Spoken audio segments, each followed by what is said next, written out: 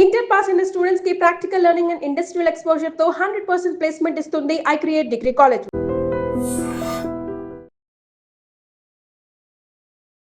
సిరివెన్నెల సీతారామశాస్త్రి గారు ఆయన కేవలం తెలుగు సినిమాకో తెలుగు పాటకో పరిమితం అయిపోయిన కవి కాదు. ఆయన మాట పాట ప్రతి ఒక్కటి ఏదో క్షణంలో మనల్ని ఇన్స్పైర్ చేస్తూనే ఉంటుంది, మనకు ముందు నడిపిస్తూనే ఉంటుంది.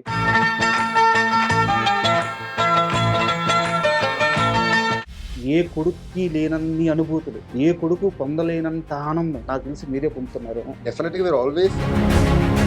వారు పుట్టినరోజు అసలు ఎలా జరిగేది? We never limited our family to the 5 of us. Sure. It's always the entire family. ఇది జగమంత కుటుంబం.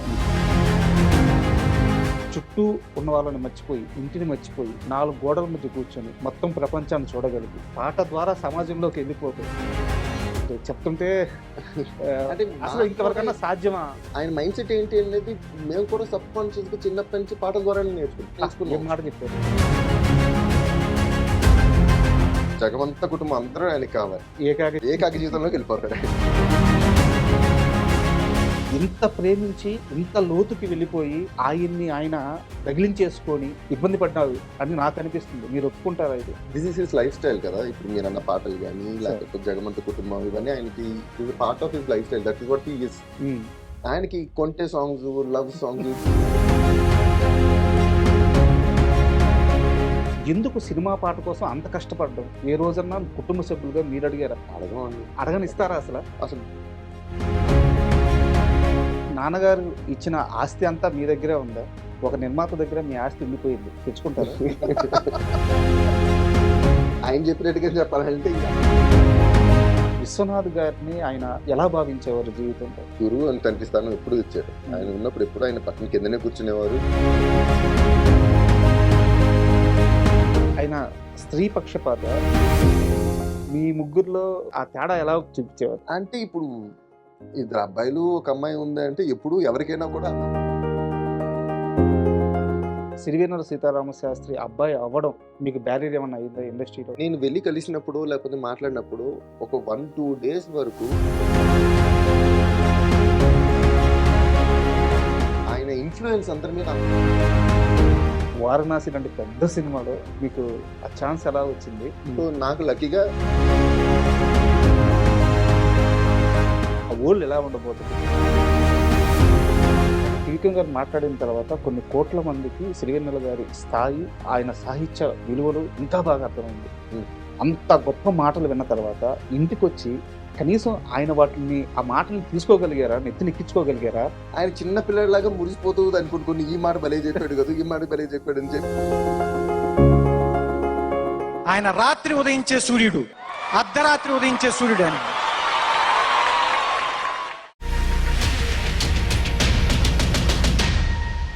Hi, welcome to my show. Sirivennela Sitaramasastri గారు ఆయన కేవలం తెలుగు సినిమాకో తెలుగు పాటకో పరిమితం అయిపోయిన కవి కాదు. ఆయన సమాజంలో మనతో పాటు కలిసిపోయిన వ్యక్తి, మన తప్పుల్ని దిద్దిన వ్యక్తి, మన కష్టాలను తీర్చిన వ్యక్తి, మన కన్నీళ్ళని తుడిచిన వ్యక్తి, మనతో పాటు ప్రయాణించిన వ్యక్తి, మనల్ని విజయం వైపు నడిపించిన వ్యక్తి. ఆయన మాట పాట ప్రతి ఒక్కటి ఏదో క్షణంలో మనల్ని ఇన్స్పైర్ చేస్తూనే ఉంటుంది, మనకు ముందు నడిపిస్తూనే ఉంటుంది. అలాంటి సిరివెన్నెల గారి జయంతి సందర్భంగా వారి కుమారుడు రాజా గారితో మాట్లాడడం చాలా ఆనందంగా ఉంది. సో సిరివెన్నెల గారి సినీ ప్రయాణం మాత్రమే కాదు, ఆయన వ్యక్తిగత జీవితం కూడా ఎంతో ఇంట్రెస్టింగ్గా ఉంటుంది. ఈ పార్శ్వంలో మనం ఈరోజు ఇంటర్వ్యూ చేద్దాము. హాయ్ సార్, నమస్తే. సార్, సిరివెన్నెల సీతారామశాస్త్రి గారు అంటే నేను స్ట్రైట్గా ఒక క్వశ్చన్ అడుగుతాను. ఒక మామూలు కుర్రాడు, నేను ఎక్కువ అబ్బాయిల గురించే చెప్తున్నాను. చిన్నప్పుడు నాన్న గురించి తెలియదు, నాన్న వాల్యూ తెలియదు చాలామందికి కుర్రాళ్ళకి. పెద్ద అయిపోయిన తర్వాత ఒక ఫంక్షన్కి వెళ్తేనో, ఒక ఈవెంట్కి వెళ్తేనో, లేదా ఒక బంధువుల ఇంటికి వెళ్తేనో, రే మీ నాన్న అప్పట్లో ఎంత గొప్పరా, ఇలా అనగానే ఒళ్ళు పులకించిపోద్ది. నాన్న గురించి ఎవరన్నా ఒక మాట గొప్పగా చెప్తే వినాలని పరితపిస్తూ ఉంటాం. ఎక్కడికన్నా వెళ్తే రే ఆ పంచకట్లో అచ్చం మీ నాన్నను చూసినట్టే ఉందని ఒక మేనతో ఒక మాట అంటే అదొక ఆనందం. ఇలాంటి అనుభూతులు ఏ కొడుక్కి లేనన్ని అనుభూతులు, ఏ కొడుకు పొందలేనంత ఆనందం నాకు తెలిసి మీరే పొందుతున్నారేమో. డెఫినెట్గా ఉంటుందండి అది. సో మేము ముగ్గురం, మీకు తెలుసు కదా, ఫస్ట్ అక్క, తర్వాత అన్నయ్య, తర్వాత మేము. So we are always very very proud of to be his children. Sir కానీ అండ్ అండ్ మీరు అంటున్న ఇది డెఫినెట్గా మీరు ఆల్వేస్ అంటే ఎవరైనా చెప్పినప్పుడు ఆ గర్వం ఎప్పుడూ ఉంటుంది, ఆల్వేస్ ఫీల్ ప్రౌడ్. బట్ అది ఒక విధంగా అలవాటు అవుతుంది.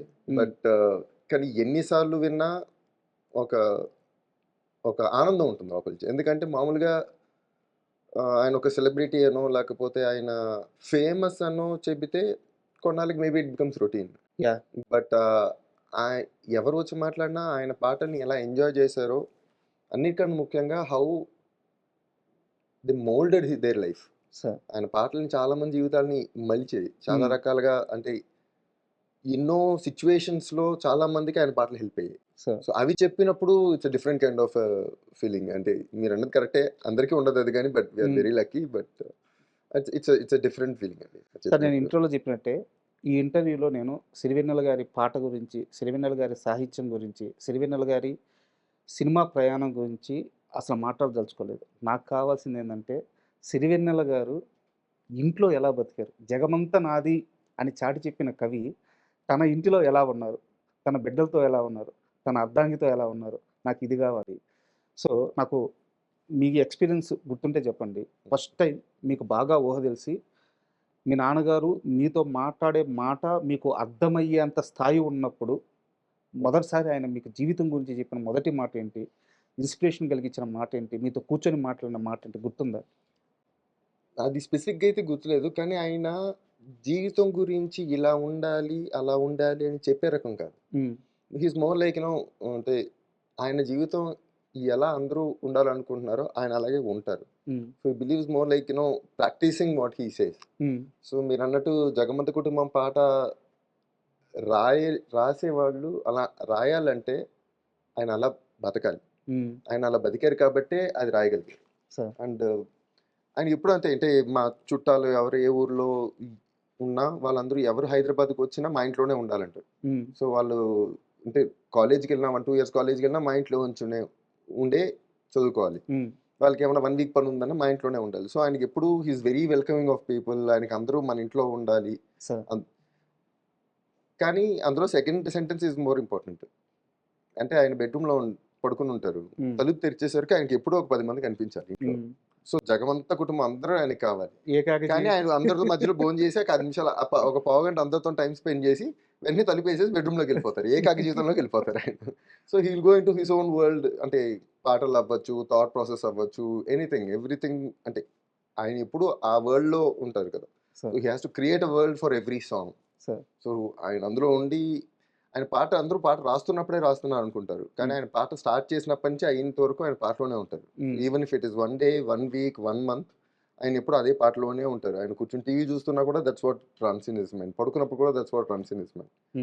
నిద్రలో కూడా పాట మదనం జరుగుతూనే ఉంటుంది. సో ఆయన స్టార్ట్ చేసేంత వరకే ఆ పాటలో ఉండరు. స్టార్ట్ చేసిన తర్వాత ఆ tune and that situation and the song is always in his mind.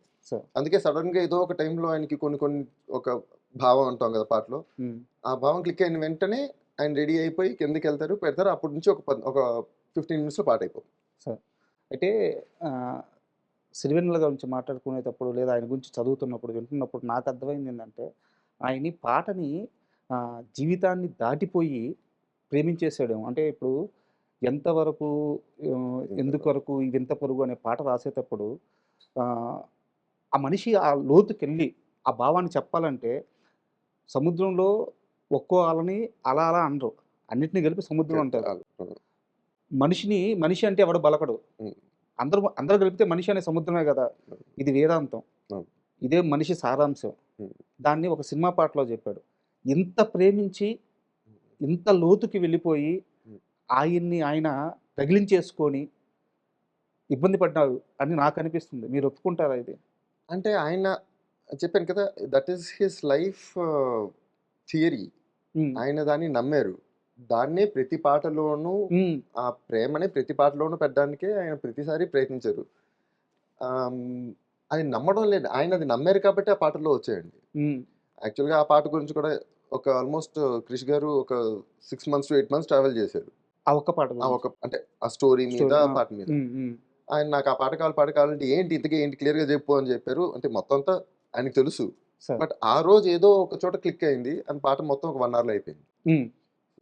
The actual song came in 1 hour, but the concept grinded for 6 to 8 months.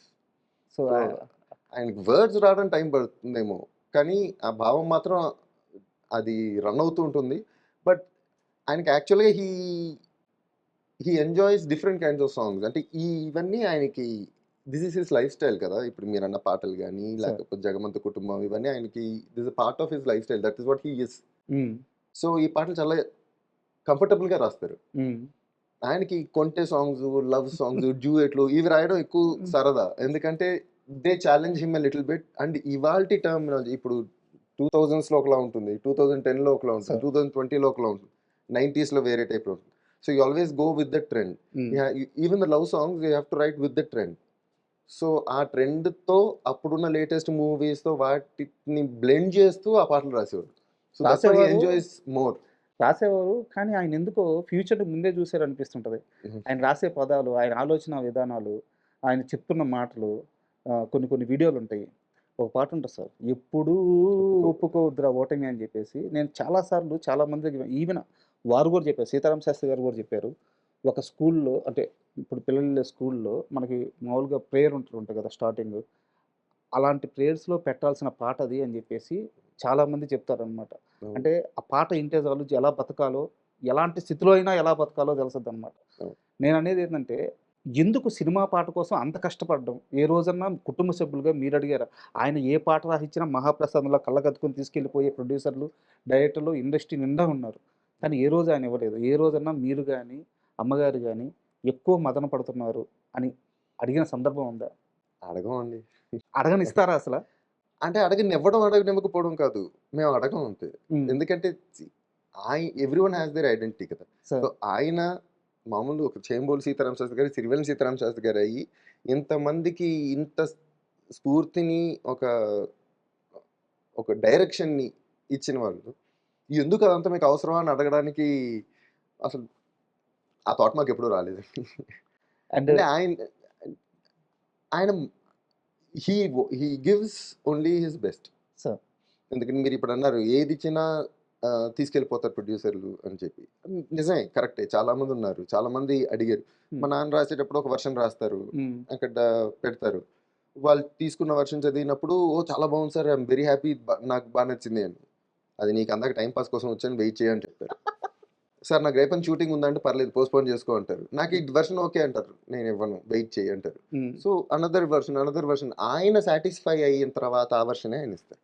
Sir it's never that నువ్వు satisfy అయిపోతే సరిపోదు, నేను కూడా satisfy అవ్వాలి. అంటే ఈ పాటకి ఎంతకన్నా బెటర్గా వస్తుందని నాకు తెలిసినప్పుడు I will give you what ever the best I can give. At the end of the day ఒక పాటకి ఒక చరణం, ఒక పల్లవి 2 చరణాలు, సారీ. సో ఆయన ఆ సిచ్యువేషన్ మళ్ళీ ఇంకో చోట వర్కౌట్ అవ్వదు. So every song is different, every situation is different, every character is different, every tune is different.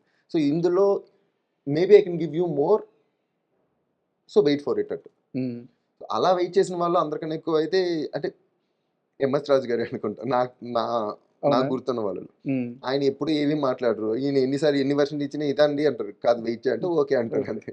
So ఆయన ఎప్పుడు ఇది ఫైనల్ వర్షన్ అన్నారు, ఆయన తీసుకెళ్ళిపోయి రికార్డ్ చేయించేసుకుని లొకేషన్కి వెళ్ళినప్పుడు విని ఎంజాయ్ చేసుకుంటారే తప్ప ఆయన ఎప్పుడు నాన్నగారిని క్వశ్చన్ కూడా చేయరు అనమాట. సో ఆయన వాళ్ళిద్దరి ఈక్వేషన్ అలాంటిది.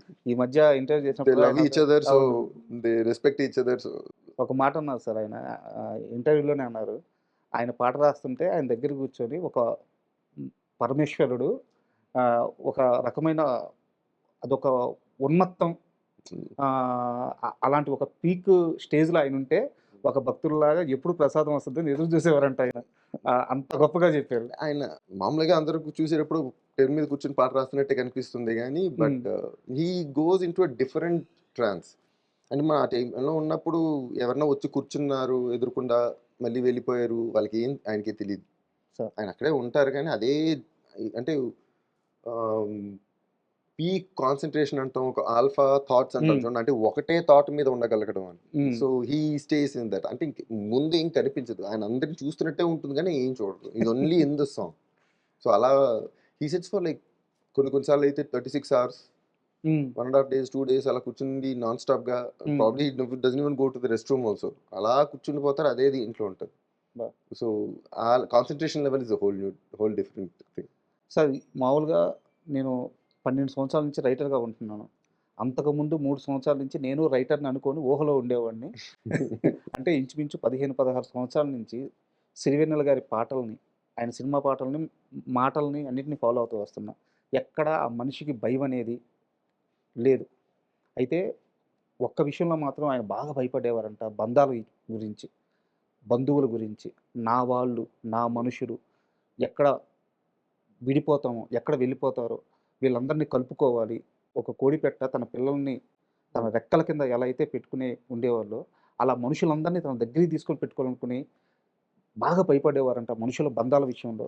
ఎందుకు ఆయన అంటే ఒక అంటే కొడుకుగా మీరు చెప్పండి? నేను భయపడే వాళ్ళు నేను అనుకోనండి. బట్ అంటే ఇప్పుడు మామూలుగా ఎవరైనా పరిచయం అవుతారండి. సో, అన్న అని పిలువు, లేకపోతే బాబాయ్ అని పిలువు, చిన్న పిల్లలుంటే బాబాయ్ అని పిలువు అని చెప్తారు. హ్మ్. చెప్పినప్పుడు మనకి ఎంతైనా సరే అలా చెప్తున్నాడు అని కొంచెం అలవాటయ్యి పిలిచి, కొంచెం అలవాటయిన తర్వాత పిలిచిన తర్వాత maybe he is genuinely affectionate ఏమో! అలా పిలవడానికి నచ్చడం అనేది ఒకటుంటుంది. హ్మ్. అన్న అని పిలిచినా కొంచెం ఫస్ట్‌లో కొంచెం ఆక్వర్డ్‌గా ఉంటుంది. After that you get used to it or you really like the person. మీకది you will feel it. Sir. But ఆయన మొదట ఎవరొచ్చినా ఇప్పుడు మీరు మీరు తెలిసుండారా ఆయన్ని? లేదు సార్. మీకు నాకు కలవడం కుదరలేదు. కలవలేదు. సో, కలిసిన వెంటనే "ఏరా ఎలా ఉన్నావు అబ్బాయి" అంటారు. హ్మ్. సార్ అని పిలిచిన వెంటనే "ఎందుకు పెదనాన్న అని పిలువు" అంటారు. హ్మ్. అది అన్నది you will know in the first 1 second that it is genuine. Sir. అంటే యూ విల్ ఫీల్ ఇట్. అంటే ఆయన he is so clean at his mind and heart. ఎవరొచ్చినా వాళ్ళకి first they can feel that affection from him. Hmm. ఆ love ఆయన ఇచ్చేది అంత క్లియర్‌గా అర్థమైపోతుంది. అంత అంత ట్రాన్స్‌పరెంట్‌గా ఉంటుంది. హ్మ్. సో, ఆయన ఎప్పుడూ అలా జనాల్ని కలుపుకుంటూ పోవడమే గానీ, ఎవరైనా ఉంటారా, ఉండరా అన్న భయం ఆయనకెప్పుడూ లేదు. ఆయన కలుపుకోవడం ఒకటే వచ్చు. సార్. అది వదలాలి అన్న ఆలోచన ఆయనకెప్పుడూ లేదు. హ్మ్. వదిలితే ఏంటి అన్న థాట్ ఆయన ఎప్పుడు పెట్టలేదు. హ్మ్. సో, ఎవరైనా వచ్చారంటే హౌ టు మనవాళ్ళుగా ఎలా చేసుకోవాలో, లేకపోతే మనోళ్ళు అని అనుకోవడం తప్ప, హ్మ్. ఆయనకి ఇంకోలా చూడడం రాదు. అందరిని ప్రేమించేయడం తప్పించి ఆయనకి ఇంకొకటి రాదు. Hmm. So, he lived it and he wrote it అంతే. He doesn't know the other way. Sir. I have not seen him అంటే ఆయన ఎప్పుడు ఎవరన్నా ఇష్టం లేదని గాని, ద్వేషించడం గాని, అయిష్టంగా ఉండడం హ్మ్. ఎవరి పట్ల అయినా నేను చూడలేదు. సార్. అంటే ఇంత గొప్ప మనిషి అంటే నేను సినిమా గురించి మాట్లాడలేదు, పాట హ్మ్. గురించి మాట్లాడలేదు. ఒక మనిషి భావజాలం, హ్మ్. ఒక మనిషి థాట్ ప్రాసెస్, ఆయన విద్వత్తు. ఇంత గొప్ప మనిషి ఈ మాట నేను అనలేదు. సీతారామ శాస్త్రి గారి గురించి త్రివిక్రమ్ గారే అన్నారు. అంత గొప్ప మనిషి పక్కింట్లో పుడితే అందరూ హ్యాపీ. మన ఇంట్లో ఉంటే ఆ సూర్యుడు వేడికి మనం కూడా రగిలిపోతూ ఉంటాం. ఆ వేడిని తీసుకున్న మొట్టమొదటి మనిషి, ఎక్కువ తీసుకున్న మనిషి మీ అమ్మగారు. అవును. డెఫినెట్‌గా. అంతకంటే ఆ ప్రేమ ఆమె పొందాలి, ఆ బాధ ఆమె పొందాలి, ఆనందం ఆమె పొందాలి. అవును. సో, వారిద్దరి అనుబంధం ఎలా ఉండేది సార్? నేనిప్పుడు మా నాన్నగారు ఇప్పుడు he wants to be our best friend. Sir. మా నాన్నగారు. నాకైనా, మా అన్నయ్యకైనా, మా అక్కకైనా బెస్ట్ ఫ్రెండ్ ఉండాలనుకుంటారు. సో, నేనే నంబర్ 1 ఉండాలి మీకు అని ఆయన ఎప్పుడూ థాట్. హ్మ్. నేను ఆయనకి ఎప్పుడు డైరెక్ట్‌గా చెప్పేసాను. మీరెప్పుడు నంబర్ 2 నాకు. హ్మ్. You will always come second because నాకు ఫస్ట్ అమ్మ. హ్మ్. ఎందుకంటే మేము చిన్నప్పుడు పెరిగేటప్పుడు కూడా ఆయన he was busy with songs. మీరన్నారు చిన్నప్పుడు అంటే ఫస్ట్ క్వెషన్ మీరడిగింది. అంటే ఒక తండ్రి గురించి చెప్తున్నప్పుడు, హ్మ్. తండ్రి గురించి ఎవరైనా మాట్లాడుతున్నప్పుడు అని. మాకు ఆయన ఇంట్లోనే ఉండేవారు. కానీ ఇంటరాక్షన్ కొంచెం తక్కువుండేది చిన్నప్పుడు. Sir. Because in 90s he was in his peaks. హ్మ్. ఎవ్రీడే ఆయన రాత్రి 8:00, 7:00 స్టార్ట్ చేసుకొని పొద్దున్న 6 వరకు రాసుకునేవారు. సార్. మేము స్కూల్ అయిన తర్వాత వచ్చి ఆయన రాసుకునే టైం కొంచెం సైలెంట్‌గా ఉండి పడుకుంటాం. పొద్దున్న లేచి మేము స్కూల్‌కెళ్ళిపోతాం. సో, మా ఇంటరాక్షన్ తక్కువుంది. బట్ ఆయనంటే ఎప్పుడు మాకు భయం కాదు. భయం ఉండేది. కానీ భయం కన్నా ఎక్కువ భక్తి, గౌరవం ఉండేది. సార్. ఎందుకొచ్చాయి? ఆయనేమిటో మా అమ్మ చెప్పడం వల్ల. హ్మ్. అండ్ మా అమ్మ ఇలాగా మీ నాన్నగారు ఇది అని ఎప్పుడు చెప్పలేదు. బట్ అదో రకంగా చెప్పి చెప్పకుండా ఆమె స్టైల్‌లో ఏదో చెప్పి అది మాకు అర్థమయ్యి I don't know how it happened. But ఆయన మీద ఒక రెస్పెక్ట్‌తో పెరుగుతాం గదా! So, sir. ఇట్స్ అంటే ఇప్పుడు తక్కువ చూసిన వాళ్ళు నేను చూసాను కొంతమందిని. తక్కువ ఇంటరాక్షన్ ఉన్న వాళ్ళు ఒక విధమైన భయంతో మాత్రమే ఉంటారు. తిడతారేమో నాన్న అని. హ్మ్. బట్ దే డోంట్ నో వాళ్ళ మీద ఒక రెస్పెక్ట్ ఉండడం వేరు, భయం ఉండడం వేరు. I believe that. సో, అంటే రెస్పెక్ట్‌తో ఉండడానికి కారణం మా అమ్మ. So, for me always she comes first sir. And then మా నాన్నగారు. హ్మ్. అండ్ వాళ్ళిద్దరు ఎలా ఉండేవారంటే there are lot of things I learn from my mom. And lot of things I learn from my dad. కొన్ని ఎలా ఉండాలని, కొన్ని ఎలా ఉండకూడదని ఎప్పుడూ నేర్చుకుంటాం. ఎవరిని చూసినా. ఖచ్చితంగా. అది ప్రతి జంటలో ఉంటది. ప్రతి జంటలో ఉంటుంది. హ్మ్. అండ్ వాళ్ళిద్దరి ఈక్వేషన్ అంటే నేను మా అమ్మ పెళ్ళయ్యి మా నాన్నతో పెళ్ళయిన తర్వాత ఇక్కడికి వచ్చి ఒక జీవితం ఇలా నేను అనుకోనండి. అంటే at least my perspective towards their thing. మా అమ్మకి చాలా ఎర్లీగా పెళ్ళైపోయింది. Sure. బ్యాక్ దెన్ అలాగే అయ్యేది. సో 15th ఇయర్ పెళ్ళైపోయింది. By 21 I was Born. Sure. Third one. So basically 15th పెళ్ళయిన తర్వాత the whole life is moulded together. Sure. మనకు ఒక క్యారెక్టర్ వచ్చి ఇంకొకరితో పెళ్ళైన తర్వాత వాళ్ళతో అడ్జస్ట్ అవ్వడం అనేది ఉంటుంది. 15 పెళ్ళి అయితే ఏముంటుంది, అది ఇది- డెవలప్ అవ్వడమే వీళ్ళతో కలిసిపోయి డెవలప్ ఆ టైం పీరియడ్ లోనే జరుగుతుంది కదా. అదే టైం పీరియడ్ లో జరుగుతుంది. అవును. సో ఆయన ఏమిటో ఆయన ఇలాగే ఉంటారు. ఆయన థాట్ ప్రాసెస్ ఇది. ఆయన టైం స్పెండ్ చేసుకునేది ఆయన సొంత, ఆయన ఇండివిజువల్ గా టైం స్పెండ్ చేసుకునేది ఇలా ఉంటుందని కానీ, జనాలతో ఇలా ఉంటారు, ఆయన కుటుంబంతో ఇలా ఉంటారు, ఇవన్నీ ఆవిడకి అలా ఒక చాలా సటిల్ గా న్యాచురల్ గా అర్థమైపోయి అలవాటు అయిపోయింది. అలవాటు అయిపోయింది. అంటే it is not a learning for her, that is how it moulded. Sure. So family మొత్తంలో మా అమ్మ, మా నాన్నగారు వాళ్ళ ఫ్యామిలీలో ఎల్డెస్ట్ సన్. సో మా అమ్మ పెద్ద కోడలు. So she from the beginning she took that responsibility. అంటే ఆడపడుచులు ఎవరైనా ఇంటికి వస్తే బట్టలు పెట్టి పంపించాలి, లేకపోతే పిల్లలు ఎవరైనా వచ్చారంటే వాళ్ళకి ఏమైనా ఇచ్చి పంపించాలి, ఇవన్నీ ఇప్పుడు ఏడో చూసుకుంటుంది. సో ఆయన ఇవన్నీ చూసుకోవాలి, ఇలా అవుతుంది అన్న విషయం కూడా ఆయనకు తెలియదు. కదా. అసలు ఆయనకి ఇవేమీ తెలియదు. అసలు నిజంగా చెప్పాలంటే చాలా మందికి తెలియదు ఈ విషయం. బట్ మేము ఏ స్కూల్లో చదువుతున్నా కూడా ఆయనకి ఎప్పుడూ తెలియదు. సో అందుకే నేను ఇప్పుడు మా అమ్మ ఫస్ట్ అంటాను. ఈయనేమో మేము పుట్టేసిన తర్వాత చెన్నైకి తీసుకెళ్ళిపోయి అక్కడ మమ్మల్ని మా అమ్మగారితో పాటు ముగ్గురిని తీసుకుని చెన్నైలో తీసుకెళ్ళిపోయారు. మా అమ్మ అనకాపల్లి నుంచి డైరెక్ట్ చెన్నై. సో అక్కడ భాష తెలియకుండా, ఎవరూ తెలియకుండా, సో మా స్కూల్స్కి, మా ట్యూషన్లు, కిరాణా కొట్లు, కూరగాయలు, పనులు అన్నిటినీ మా అమ్మాయి మేనేజ్ చేసుకుంది. Sure. ఈయన కూర్చొని పాటలు రాసుకుంటారు, పడుకుంటారు. ఈయన దగ్గరకు వచ్చి మాట్లాడే వాళ్ళందరూ తెలుగు వాళ్ళే ఆబ్వియస్లీ. చెన్నైలో ఉన్న అంతే, అందరూ తెలుగు వాళ్ళు, తెలుగు ప్రొడ్యూసర్లు, తెలుగు డైరెక్టర్లు వచ్చి పాట రాయించుకునేవాళ్ళు. అవును. సో ఈయనకి బయట మిగతా లాంగ్వేజ్ వాళ్ళతో ఎక్కువ ఇంటరాక్షన్ అవసరం ఉండేది కాదు, వెరీ మినిమల్. సో ఈవిడే మొత్తం వచ్చి రాని భాషతో అందరితో మేనేజ్ చేసుకుని, మా పేరెంట్ టీచర్ మీటింగ్లకైనా తనే వచ్చి అన్ని మా అమ్మ చూసుకునేది అనమాట. So he never had to bother about anything. So ఆయన ఆ ప్రపంచంలో ఉండడానికి కావాల్సిన సపోర్ట్ అంతా ఇవిడ చేసింది. సో వాళ్ళ రిలేషన్ అంటే అది the moulded into each other. ఏ రోజన్నా, అంటే ఇది మరీ అడిగితే సిల్లీగా అనిపిస్తుందేమో, బట్ నేను అడగాలనుకుంటున్నాను. ఏ రోజన్నా వంటింట్లో ఈయన వెళ్ళి ఆమెకు సహాయం చేయడం కానీ, ఒకరోజు వంట చేయడం కానీ, ఇలా ఎప్పుడన్నా జరిగింది? అంటే మేము చూసిన సీతారామ శాస్త్రి గారికి ఇంకో పార్శ్వం ఉందా? ఆయన మాలాగా బిహేవ్ చేస్తాడా? లేదు, అలాంటిది లేదు. ఆయన అంటే ఆయన ఎప్పుడు సిరివెన్నెల సీతారామ శాస్త్రి అంతే. అంటే మాతో పిల్లలతో వాళ్ళతో వచ్చినప్పుడు, మా అక్క పిల్లలు కానీ వాళ్ళతో ఉండేటప్పుడు ఆయనతో అడ్వాంటేజ్ ఏంటంటే ఎవరితో మాట్లాడుతున్నారో he can mould to that age and that gender. ఒక ఆడపిల్లతో మాట్లాడుతున్నారంటే ఒక చిన్న, మళ్ళీ ఆ స్కూల్లో ఇద్దరు ఆడపిల్లలు కూర్చొని మాట్లాడుకుంటున్నట్టుగా he will try to be with them and అంతే ఇలా ఇంటరాక్ట్ అవ్వాలని ట్రై చేస్తారు. So he likes more interaction with youngsters or kids. ఎవరితో మాట్లాడుతున్నా ఆ ఏజ్లో మాట్లాడుకుంటారు. కానీ ఇంట్లో వంటింట్లో హెల్ప్ చేయడం గట్రా ఆయనకి ఆయనకు మా అమ్మ రోజు ఆయన వంకాయ కూర పెట్టేస్తే చాలు. అవునా? మా అమ్మ రోజు వారానికి 5 రోజులు వంకాయ ఉంటుంది. ఆ రోజు వండకపోతే ఇవాళ చేయలేదా అని అడుగుతారు. వారం అంతా చేశాను, ఇవాళ ఒక్కరోజు ఇంకోటి వండి నాకు తినొచ్చు కదా అంటే ఇవాళ ఇది లేనిదే అడుగుతారు ఏంటండి. సో ఆయనకి హెల్పింగ్ అంటే కిచెన్లో హెల్పింగ్ ఏం లేదు కానీ, బట్ సపోర్ట్ ఇవ్వాలంటే ఆవిడకి ఏం కావాలో హీ నోస్, అవసరం అయినప్పుడు అది చూసుకుంటారు. సో ఇట్స్ నాట్ ఆవిడకి ఏం కావాలో చూసుకుంటారు, కానీ మొత్తం ఆయనకి ఏం కావాలో మొత్తం ఇవి చూసుకుంటుంది. సో అది పూర్తిగా, అంటే ఇది నేను సీతారామ శాస్త్రి గారి గురించి చెప్పట్లేదు, పర్టికులర్గా ఒక వ్యక్తి గురించి చెప్పట్లేదు. కొంతమంది ఉంటారు సార్, వాళ్ళు పూర్తిగా వాళ్ళ పార్ట్నర్ మీద డిపెండ్ అయిపోయి ఉంటారు. అవును. సో నేను చాలామంది జంటలను చూశాను. అయితే ఈయనదొక స్టేజ్, ఈయన జగమంతా నా కుటుంబం అనుకొని ఇంట్లో ఈవి మీద ఆధారపడిపోయారు ఆయన. పూర్తిగా డిపెండెంట్ అండి. అయితే నా డౌట్ ఏంటంటే, ఆయన డబ్బుని ఎలా చూసేవారు సార్? ఎందుకంటే మీరే అన్నారు ఇప్పుడు, నేను ఎక్కడ చదివేవానో వారికి తెలియదు, మేము ఎలా పెరుగుతున్నాము అంటే, ఐ మీన్ ఎలా పెరుగుతున్నామంటే మీ ఎదుగుదల, క్రమశిక్షణ వారి గురించి కాదు. ఆయన ఆయన చూసే టైం లేదు.